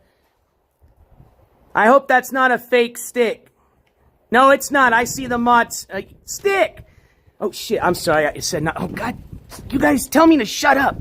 I'm in the bird section and I'm yelling. Stick! I'm sorry. I'm in the bird section, so I can't yell, but I'm glad that you made it home, bud. And I'll talk to you later. Enjoy the stream. All right. So this, oh man, I hope, oh wait, I don't want to spook. Okay, there's the great horned owl. So here we have the great horned owl. And this is Bert. Bert is actually a female, and she revealed to us when she laid 2 eggs in spring of 2011. We had mistakenly thought she was a male since 1998. She had an eye disease when she was a juvenile that makes her non-releasable. So that is the story of Bert, who is a female and has laid 2 owl eggs. So Bert the owl. And that is a great horned owl, just chillaxing in the corner.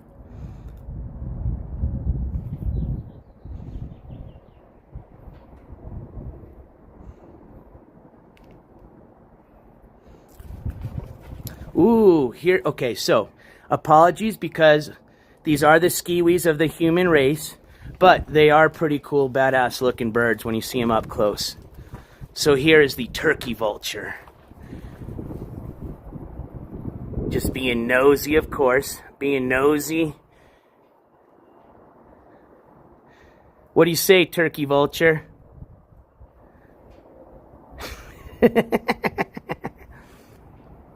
Well, it's just another day. You, my friend, must be a very highly trained bird person. because I would have never figured it out. And I guess they figured it out when the Bert laid some eggs. So this here is, I love the name. Should we see if we can pay to rename them? Do you think if we donate a large enough donation here, we can rename Festus to Skiwi? Well, I'll talk to the rescue later about that. But for right now, let me introduce you to Festus. Festus was found with an injured wing after a thunderstorm. After being treated and healed, he was put in an open-topped aviary, an enclosure where birds are kept, but he refused to fly away. Interesting. He arrived here in August of '97. He is too socialized to humans now to be released. So Festus, it's nice to meet you, but I hate to break it to you, but you may have a name change coming very soon. And you may be now referred to as Skiwi. Whoa, he likes that name, Skiwi. Whoa, did you see that? Skiwi. Skiwi. Dude, I'm not kidding you. He didn't, did you guys notice when I said Festus? Okay, wait. Skiwi. No, he knows Skiwi. I think it doesn't matter what you yell, he'll just look like that. But it sounds cool, though. All right, Festus. Maybe, possibly Skiwi. We'll talk to you later. All right, so that was Festus. Let's see what else we have. We got a few more of the bird exhibits we'll check out. And then I think we are done. And like I said, we are going to head over to the museum next. So, I'll show you guys a little bit of the desert view. A lot of beautiful flowers out here, just wildflowers. And here we are. Oh, more vultures. So this is another turkey vulture, and this name is Angel. Angel was hatched in 2010 and brought to the Cascades Raptor Center in Oregon as a nestling with a sibling. They were emancipated. The sibling grew in good feathers and was released that year. Angel took a couple more years to grow good feathers and by that time became imprinted to humans. He was named Angel because of his demeanor and is an amazing education bird. Well, let's meet Angel. Oh, there you are, Angel. How are you? Oops, let me flip you guys around. I'm sorry. There we go. So there's Angel, everybody. Hi, Angel. Angel seems a lot friendlier. He's obviously a lot closer. He's right here in the front of the exhibit. Whoops. There we go. Sorry about that. I keep tripping on that power cable. There you go. So yeah, there's Angel, which is another vulture, another turkey vulture.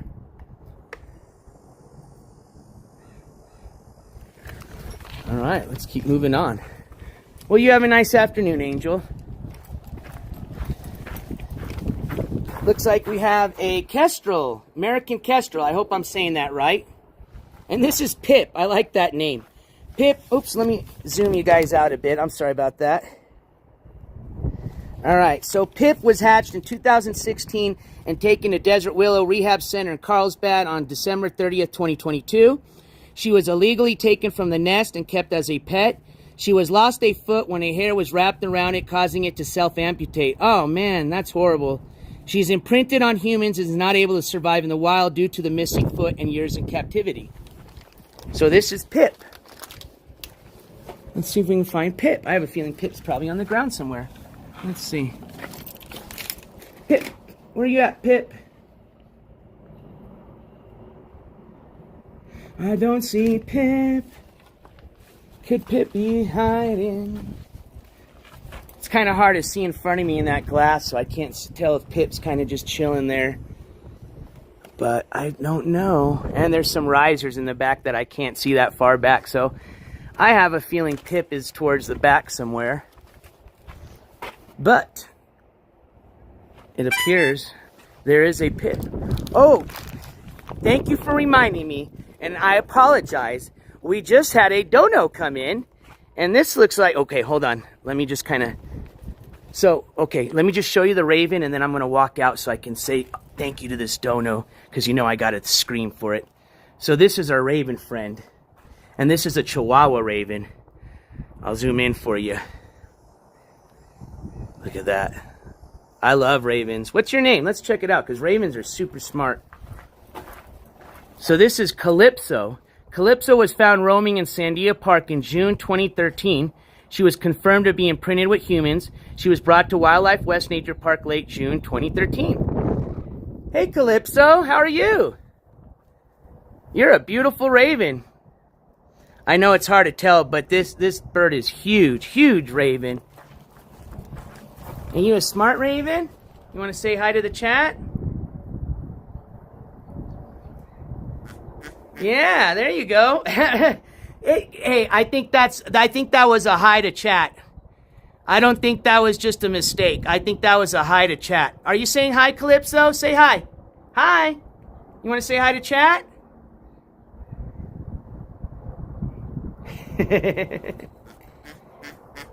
There you go. Well, thank you. I'll take 2 highs and we'll leave you alone. So that was Calypso, the friendly raven. And we are going to head out of here because I want to say thank you to our donation that just came through. And I'm going.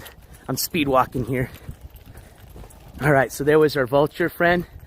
That was Fetus, soon to be Skiwi. And we'll work on that fundraiser soon. No, I'm just kidding. I don't want to change Fetus's name. All right, we're almost out of the keep quiet area. We're almost there. We're almost there. I'm going. All right, here we go. Out of the keep quiet area. So we just got a $10 super chat that just came in from Super Roofer that reads, "Thanks for all the streams." And Super Roofer, I appreciate that $10 super chat, and I appreciate all your support, and you are so welcome for all the awesome streams. And STIK, if you're still watching, I want to say thank you again for coming down to the Southwest and joining me in the most badass collaboration of the year so far. And I'm glad to hear that you made it, bud.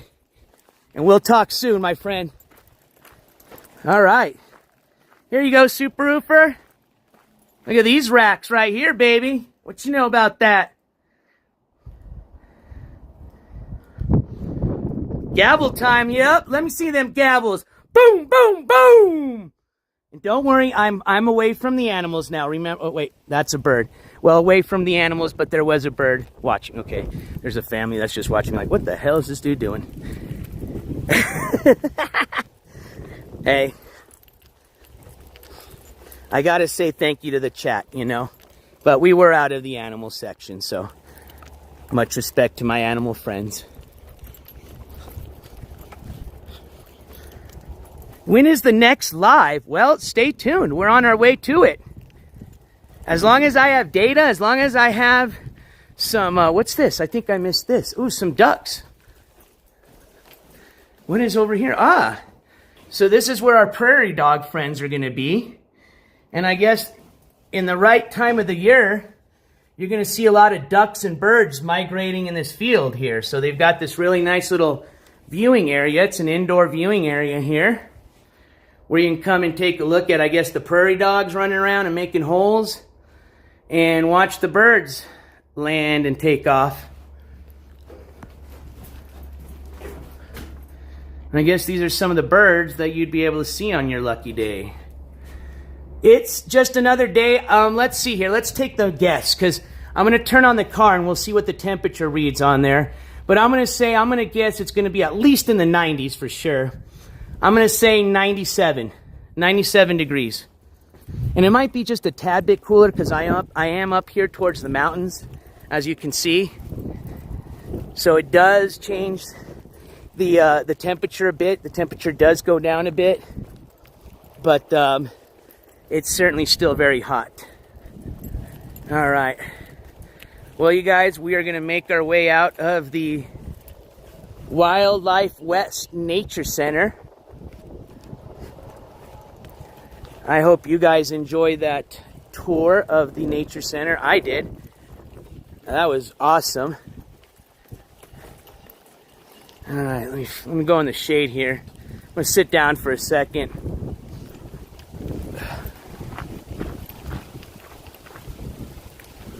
Whew. Ah, shade. Oh yeah, no, I'm about to slam a bottle of water. It may not be cold water, but at least it's water. All right, you guys. Whew. Yeah, look at me. I look like a tomato, don't I? All right. Well, we made it. So thank you guys for joining me on that. Oops, let me zoom out. I think I'm zoomed in. Let's see. Am I? I don't know. Or maybe it's my thing. There we go. There we go. Whew. Tammy, while I was walking around, I did notice they all had bowls of water, and some of them still had their food in their bowls. So I can tell they're very well taken care of here. Absolutely. Lovely Lori says 71 in humid rain in Michigan. I don't know about the humidity, but 71 sounds awesome. Especially with a little rain coming in. Alright, y'all. Well, I'm going to slam some water. I'm still going to take you guys with me. I'm going to attempt to put you guys on my car mount. So remember the rules, right? I can't be reading chat. I'm going to be paying attention to my driving. So, you know, you guys have fun talking to each other. And then once we get to our location or destination, I will definitely take you guys out and show you the next adventure we're going to, which is going to be essentially a hybrid of a museum/art collaboration. It's freaking cool. They've just got all sorts of crazy shit there. That's all I can say. I have been there before, so it's not going to be new to me. As a matter of fact, this probably is going to be my third time going there. Let's see here. Yeah, so, and then, you know, and if any time, you know, we are kind of out in a little kind of, you know, rural area road, so if I come to a stop sign, you know, I might look at chat, say hi, or holler at you, but most likely you're just going to see me quietly driving, and you're going to actually be looking out in front of the road, so you won't be looking at me. I don't think you want to be looking at this cherry red face, especially when you have a beautiful scenic drive coming your way. Fingers crossed. Everything's been good so far, so you guys shoot some more of that good IRL luck my way here. And if everything works well, you guys are going to get to go up to the Sandia Mountain, kind of the back way, like if we were going to the ski resort. All right, so technically if we were going to head out to the ski resort, this would be the road we're going to head up towards. But we're not going to go all the way up towards the ski resort. Halfway there is where this museum/art collaboration is, or whatever you'd like to call it. I'll let you guys decide. So yeah, if all goes well, I should still have data. I would hope so there. I am kind of leaving this area where the town is at, so I'm not sure. Maybe because of the ski area, they have an antenna out there. You know, fingers crossed. We might not buffer, but if so, just be prepared for it. Sunscreen, super roofer. Yes, I did bring some, and some is in the car. Although I will be inside pretty much from this point on. I will definitely put some on me, especially on my face. Thank you for reminding me. So yeah, let's head out. Again, just excuse me for a few minutes. I'm going to set you guys up in the car. I'm going to slam some water, get the AC going. Shoot. I kind of need the navigation. We'll try our best without it. I think I remember how to get there from here. If not, at least we'll have a little adventure looking for it, right? All right, so yeah. So let's go, right? Let's head out.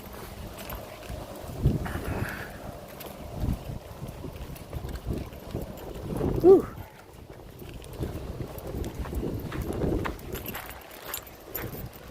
Alright. Flip you guys over here.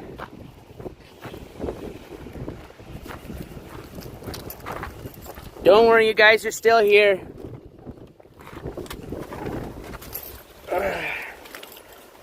Woo!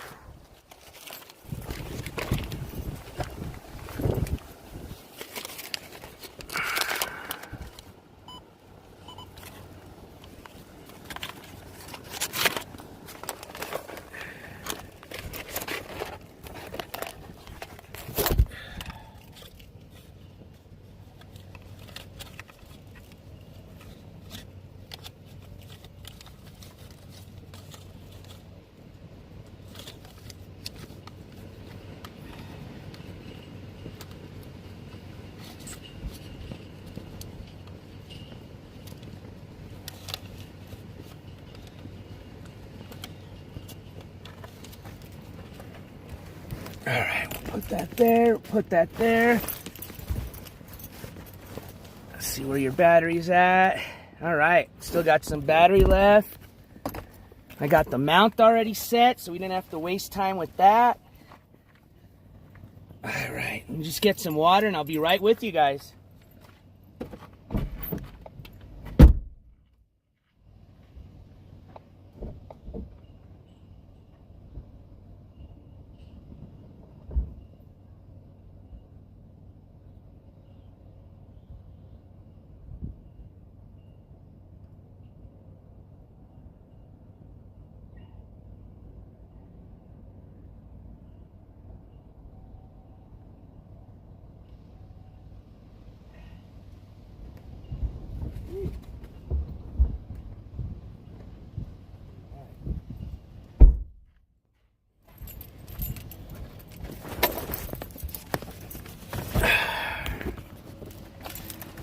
All right, just a minute here and I'll get you guys on the camera or the car mount. Just slamming some water. I didn't want you guys to have to witness that mess. That was a beast of a slam. Probably got water out. Yep, there's all the water right there, baby. Yeah. That's how I guzzle it down. Woo! Felt good. Woo! Get that AC pumping, man. All right, here we go. Okay, I better shut the music off so I don't get striked, right? All right, let's take this mount off. Just mind the shaking for a bit. Sorry, we're going back to the old days of IRL with NJCourts before the gimbal. But sooner here enough, you'll be on a steady car mount. I just need to mount this right so I don't shut my phone. Okay, there's a power button there. So this goes there. That goes there. That goes there. Ooh, almost hit the end button. See, that's what I hate. I don't know why they put the end button there. It's like on the corner here. All right, so that looks good. Let's get this centered, that tilted. That's you guys looking outside. Let's get this AC pointed at here. All right, so you guys can see what I'm looking at.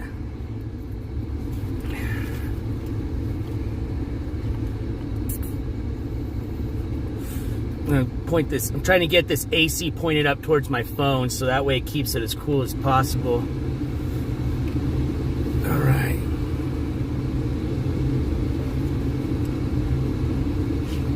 Putting on my seatbelt, don't worry.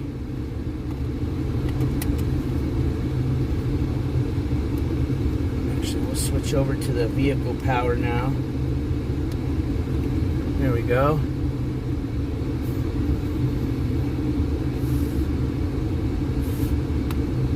Hey, Candy Cane, good to see everybody in the chat. And again, I'm sorry if I missed saying hi to you guys. I was just a little distracted trying to watch where I was stepping and, you know, watching the, looking at the exhibits and all the awesome animals. Somebody that may have just joined us, we had just finished our tour of here at the nature park. As a matter of fact, the Wildlife West Nature Park here in Edgewood, New Mexico, which is just outside of Albuquerque. Literally, it's just about maybe 15 miles heading east on I-40, the big I-40. So you head east on I-40 out of Albuquerque, kind of like when we were heading. That's same I-40 I took to get to Oklahoma when I went to go pick up my buddy's stick.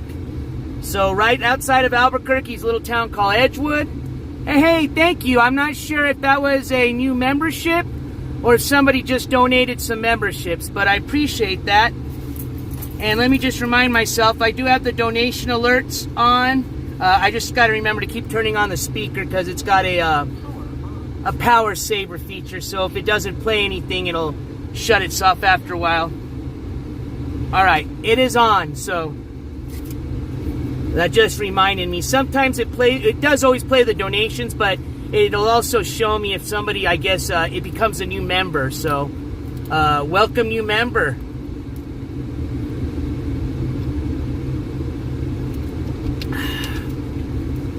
All right, here we go. Woo!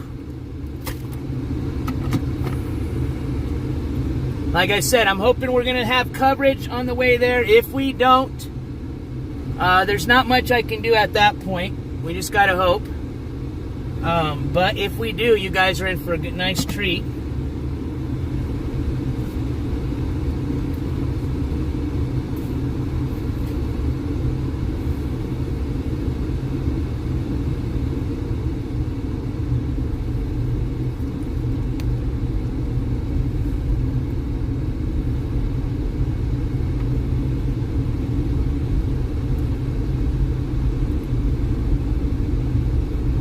You guys notice that truck next to me? Those were all license plates.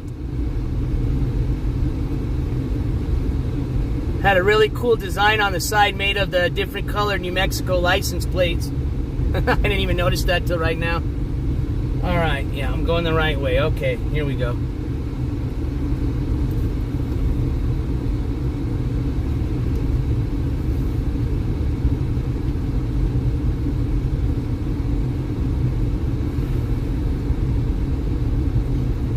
Actually, what I am going to do, let me see here.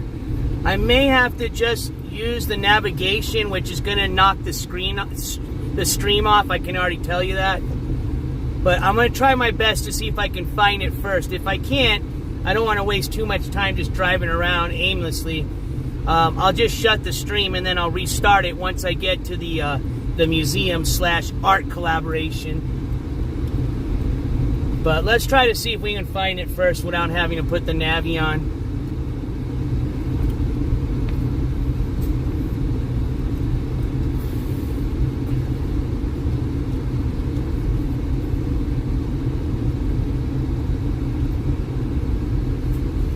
Oh, Horse Today's Killer, I don't know how that individual does it, to be honest with you. I mean, at this point, I don't even know why they just haven't manned up and served the jail sentences they should be, because they're pretty much, they aren't at jail. I mean, just short of just being able to smoke weed, you know, there's nothing different than them being, you know, in their room than being in jail. Man, see, I don't know if I can go on this. Hold on, give me a second. Let me just see if these cars pass me. I know you can take the main road, but there's also like kind of a back road. Let's take the back road first. I think that's the way I took last time. It's a little bit more scenic than just being on the freeway. Excuse me.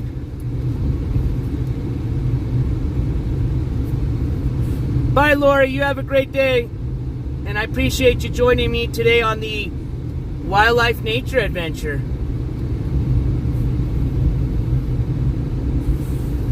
I hope I'm not going to regret going this way and I should have just gone on the freeway. Let's see. Nah. I mean, as long as I know the general direction I'm going, I can't get lost. It's just... I'd rather get there as quick as possible. I think I remember going this way. Yeah, I do. Alright, I think we're okay for right now. I think we're alright. I mean, literally, we just got to follow the signs that say, to the ski area. We're headed to the ski area. If we can manage to make our way to the ski area, that's the road that we got to catch, and we will manage to make it to our destination.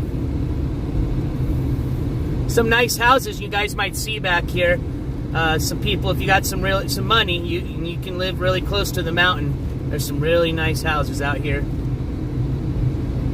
And even if they're not like big old mansions, the property is what I mean, is what's expensive.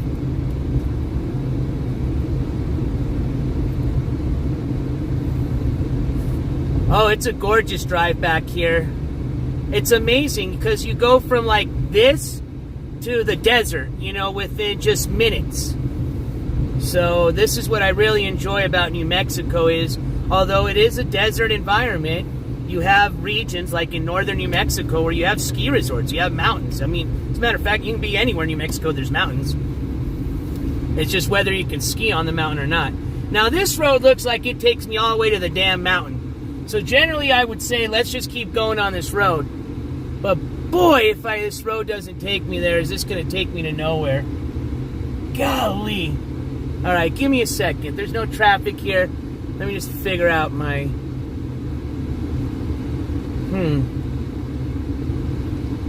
Well, that looks like town housing. Let's head straight. We'll go straight. At least it'll be a nice drive, right?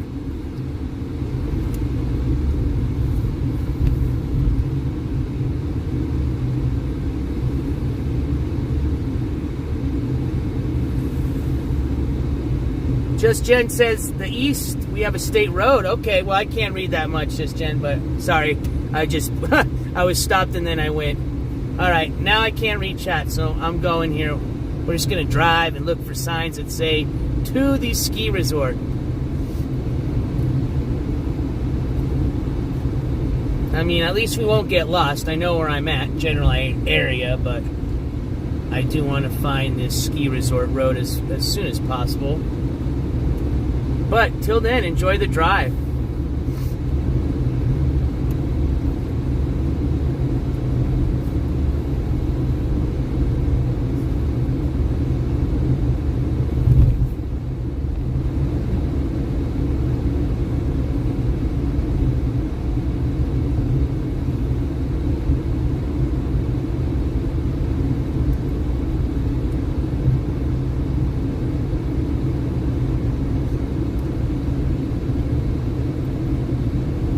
Oh shit, is this a desert road? Alright, well, we definitely got the wrong road because there was no desert roads when I went. Alright, well, we'll turn around and just go the way I should have gone. It's all good, at least we didn't get too lost. I'm glad that road turned into a desert road sooner than later. And honestly, I'm sure I could have probably gone that way and still found my way to the road, but let's not fuck around, right?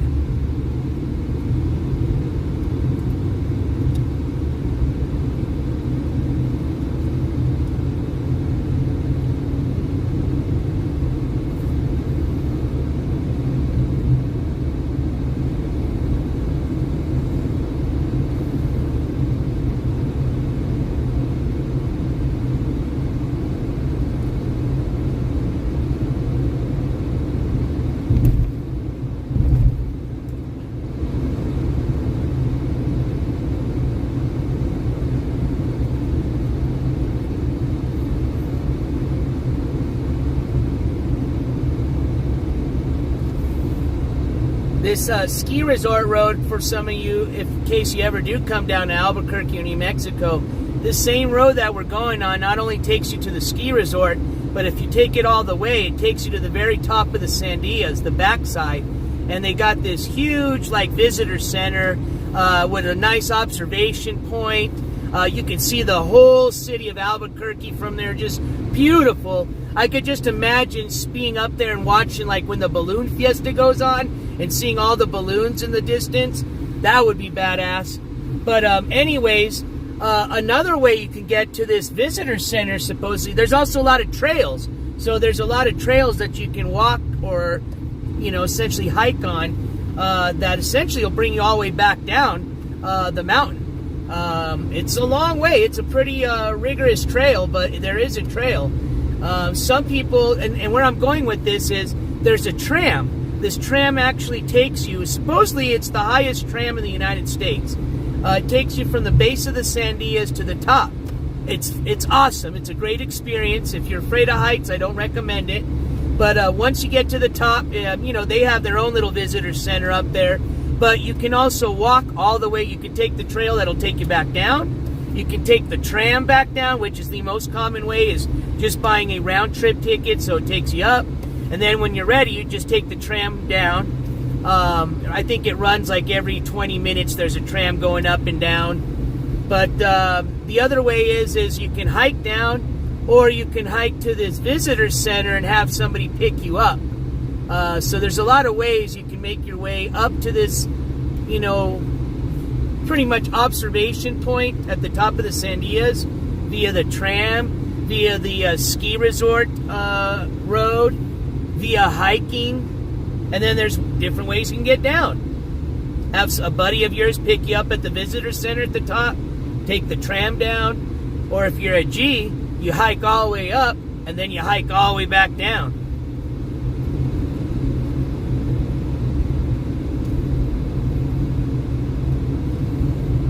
Hey, Pumpkin.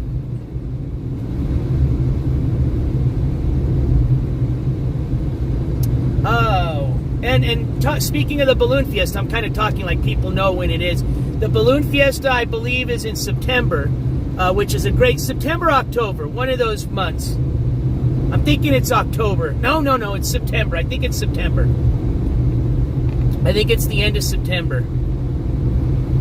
It goes on for a week. It goes 2 weekends and then the week. So first Saturday, Sunday, then you have the week, and then there's the last Saturday, Sunday. But it's amazing. I mean, I'll tell you this. If you are going to come down to Albuquerque, it's amazing to come down any time of the year. You can find anything to do any time of the year, especially if you're into the outdoors. But if you come down for the Balloon Fiesta, you'll get to experience, you know, pretty much everything, because it's that time of the year where the weather's still really nice.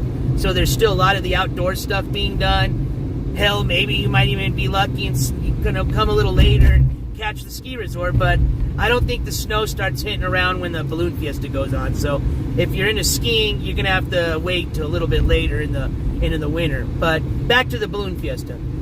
Come down to the Balloon Fiesta. You'll enjoy the Balloon Fiesta for one, but two, like I said, it's a good time because it's not as hot like it is now. So especially if you don't like the heat.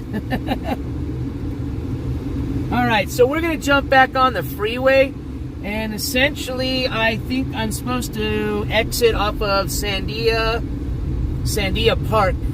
Either way, there should be a sign that says, you know, ski resort exit or something like that. So,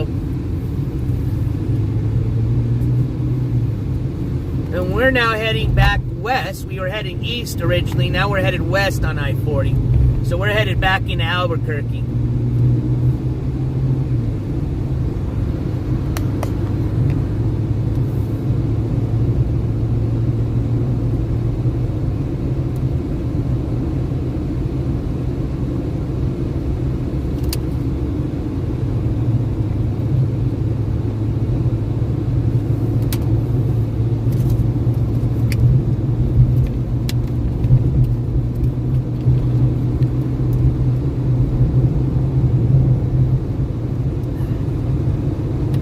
There may be some sections that it does buffer, so just hang tight. And we're just going to hope that, you know, when we get closer to the area where we're going to be streaming, that we do got good service. But there may be some pockets while we're driving on the freeway, so just be a little patient with me if we do go into one of those pockets. Kind of like if you're on a plane and you're going to hit a pocket of turbulence, all right? So yeah, Albuquerque's about 28 miles, excuse me. Well, I said 15, 20 minutes, so I don't know how that calculates in miles. But if you want to know mileage-wise, the nature park is about 28 miles from Albuquerque, or the city limits, the east city limits of Albuquerque. City of Albuquerque is big enough where it does have sections like the North Valley, South Valley, the Northwest, Northeast, the Southeast, Southwest. They split it into kind of quadrants, and it does make it easy when you're trying to look for places as well as driving around town. So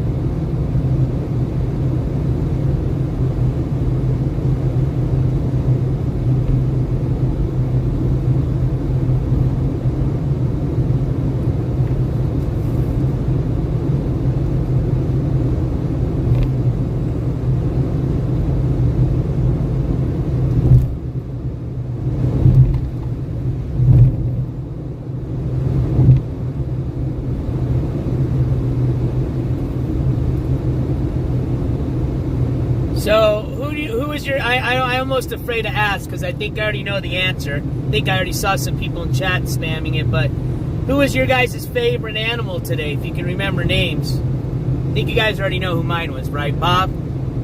Bob was the shit. But I also like some of the birds.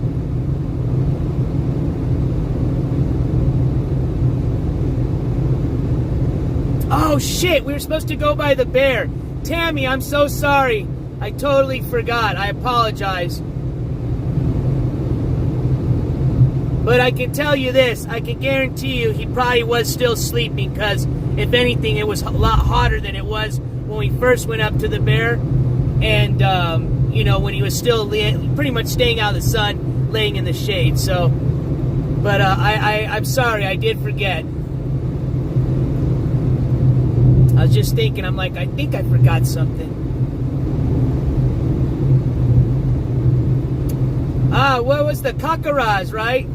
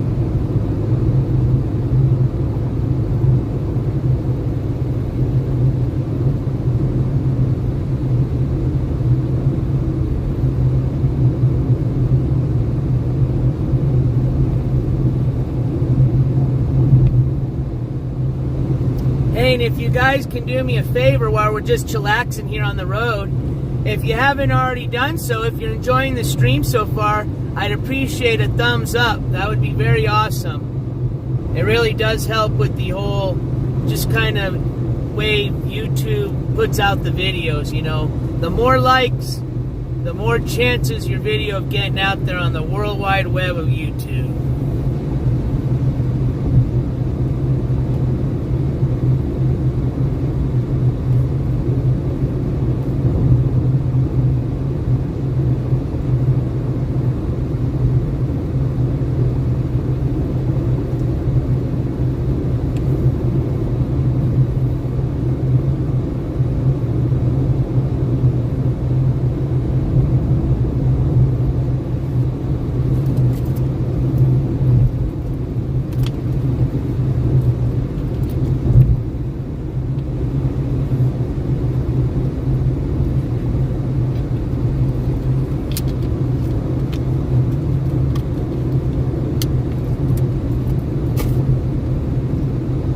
I think it's Tejeras is the exit we got to take. And then instead of going south, we're heading north. And that should take us to the ski resort road.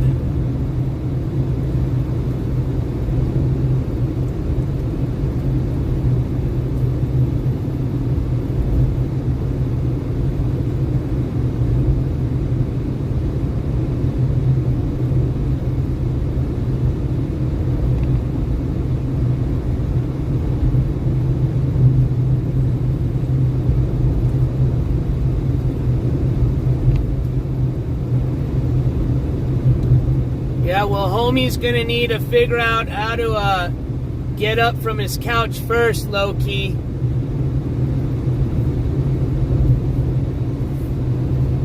Fortunately, you can't go anywhere when you got a meth problem, because you got to be right next to your dealer.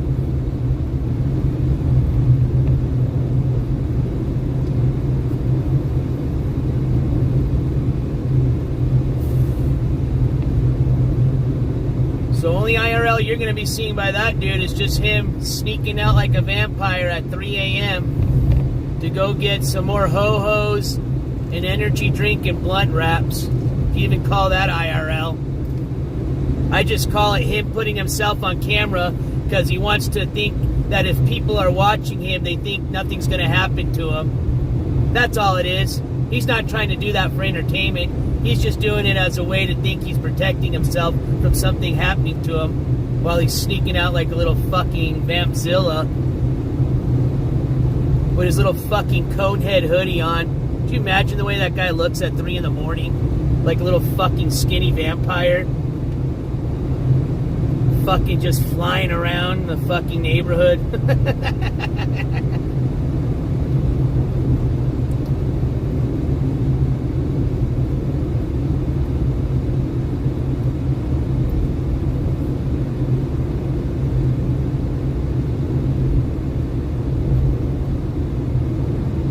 That's right, Joe G. Minimum.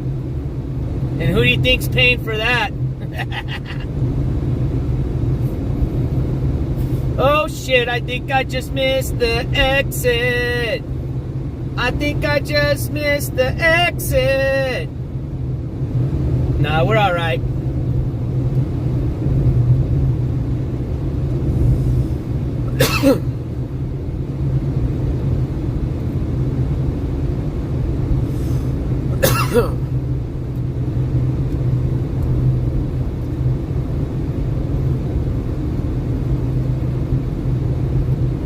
Somebody's tire popped.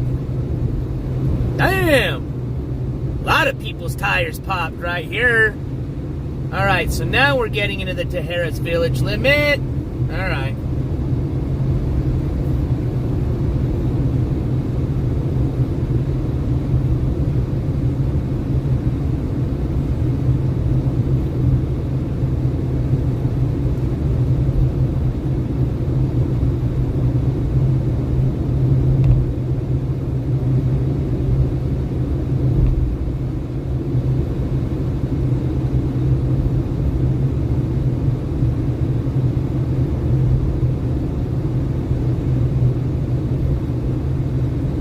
So I think this should be the exit here. Cedar Crest. Yes, that's it. Yes, we're heading towards Cedar Crest. All right, I think we're doing okay. I think we're doing all right. But I gotta head north, like essentially towards the right, not left.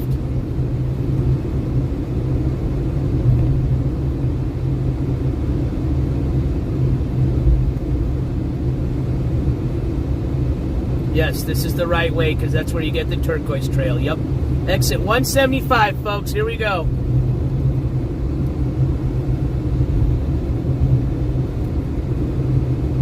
Half a mile.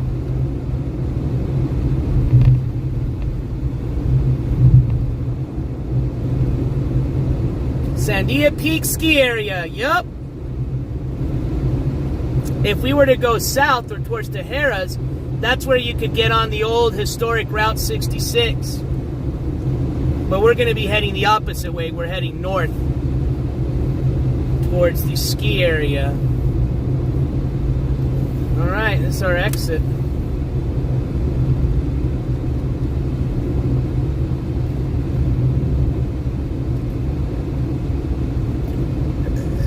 Oh, there's fossils everywhere around here. Absolutely. Alright, so I need to go right, if I'm not mistaken, or do I keep going straight a little bit more? Shit! Why couldn't they put a sign here that says where the damn ski area is at? Alright, we're just gonna go right.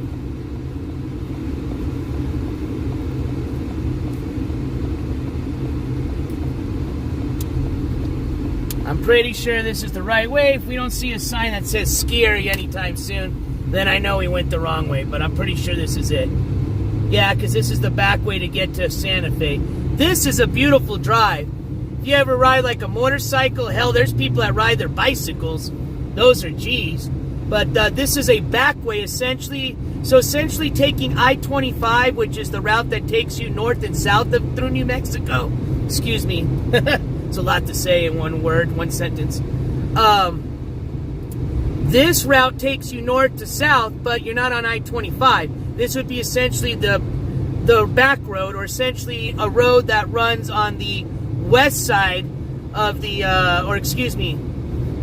the east side of the Sandias versus I-25 runs north to south along the west side of the Sandia Mountains.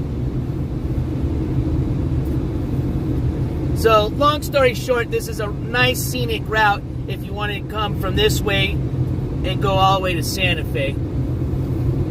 And again, this is also the way you take to get up to the ski resort or to the top of the Sandia Mountains, or hence where the visitor center slash Obsa, I can't even say it now. You know what I'm talking about. Where you got the good views. Maybe we'll stop and get lunch here too on the way back. There's a good burger place here. One of your like old school, like Burger Boy. There it is, right to my left. Burger Boy! Yeah, they're really good. If it was the weekend, that place would be packed right now. Same thing, if it was like ski time, that place would be packed with all the skiers headed back from the mountain. Like I said, if we can keep some of this data keep going like it is, you guys are in for a nice scenic drive.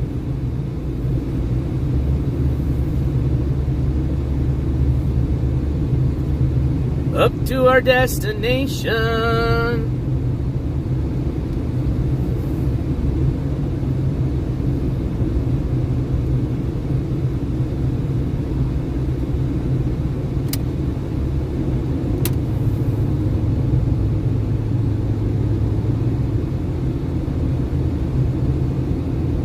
And I'm not trying to brag, but this road that we're going on, even when we start going uphill, like straight uphill, there's a marathon that they do once a year. Now, it does go down the hill from the top, but when you go down, you must go up.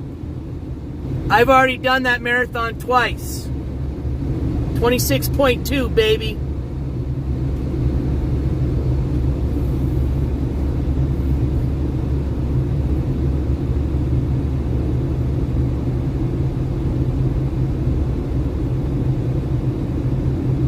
It's pretty cool because they close, well, not necessarily, there's still the traffic going by, but you're essentially just running on this little side little area here. Up the ski road, or down it, excuse me. You're starting from the top. And believe me, if you don't think running downhill is not difficult, it really is. You use muscles that you don't use a lot. And then, like I said, once down the hill, you must go back up the hill.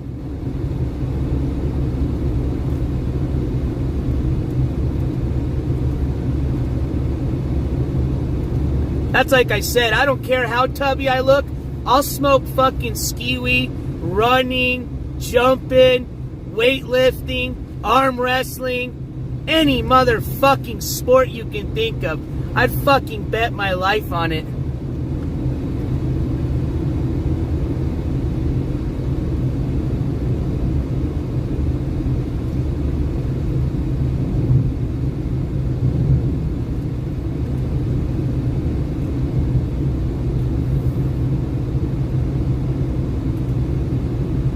Oh, this ain't even the uphill part yet. Wait till we get there.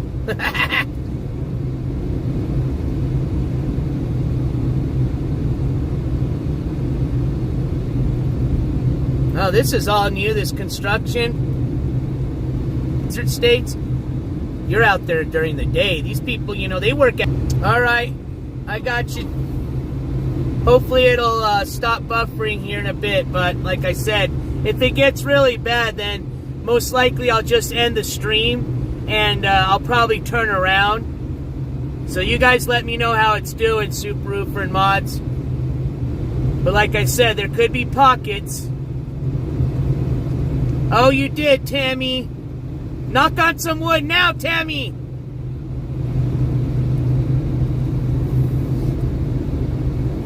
All right. Like I said, there is a ski area up here, so I imagine, and we're heading towards the top of a mountain where I know they got cell towers on. So I'm shooting for that reason. I think that only reason I was even attempting going up here is because I'm hoping that there's going to be towers up near this ski resort we're heading up towards, you know.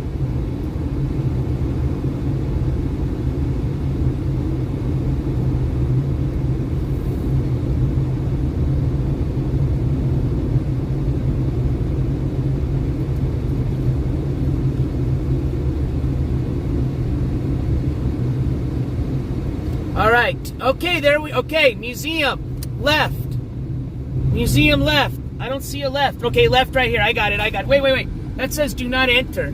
What the fuck? Okay, next left. My bad.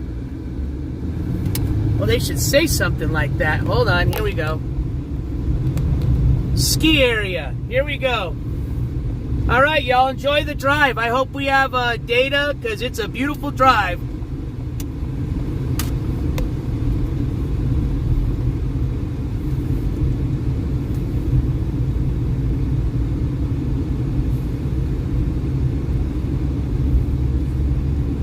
This is what they consider a scenic byway, part of the auto tour, according to that sign I just saw.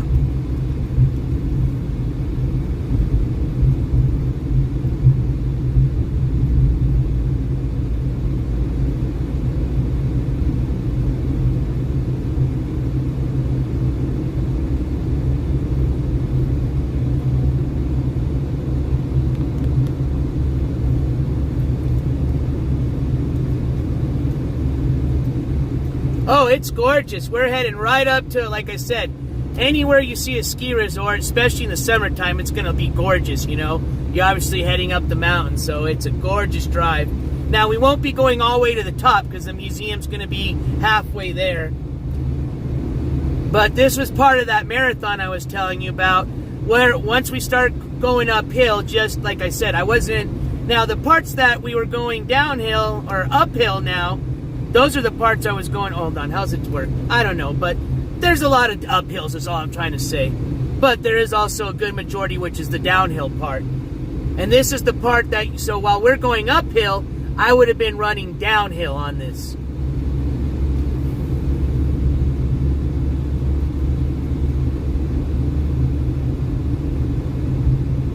Okay, there's what I meant to say. So anytime you see the car going downhill, that would have been when I'm running uphill.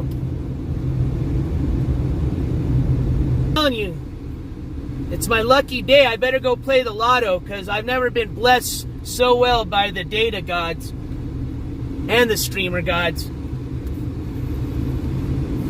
Alright, I think I can park over here. Oh, too late now. That car should have gone here first. I'll make our way inside to the badass museum. You're in for a treat.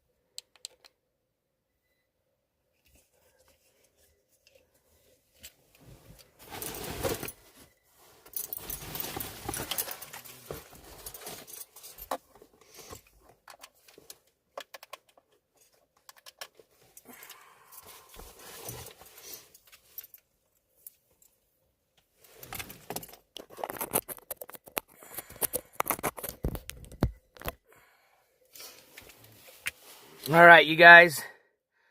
Let me turn this screen back. Tourist season here. So, yeah, we're here. Let's go. All right, and hopefully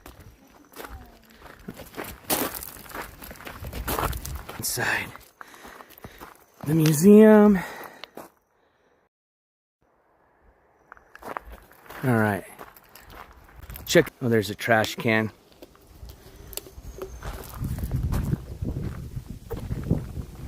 Tinkertown Museum. I guess you'd call this Sandia Park, New Mexico, is where we're at now. They're just random stuff. Antiques, collectible. But he is the one that's wooden, carved wooden. No, those are robotic. Kind of the same thing, but these are sorts of random. A few times, and do you need any quarters to play any of the machines? yes. Hey, thank you for reminding me. Quarter, thank you. Cord. Don't lose you guys. Thank you so much. I asked, and they asked.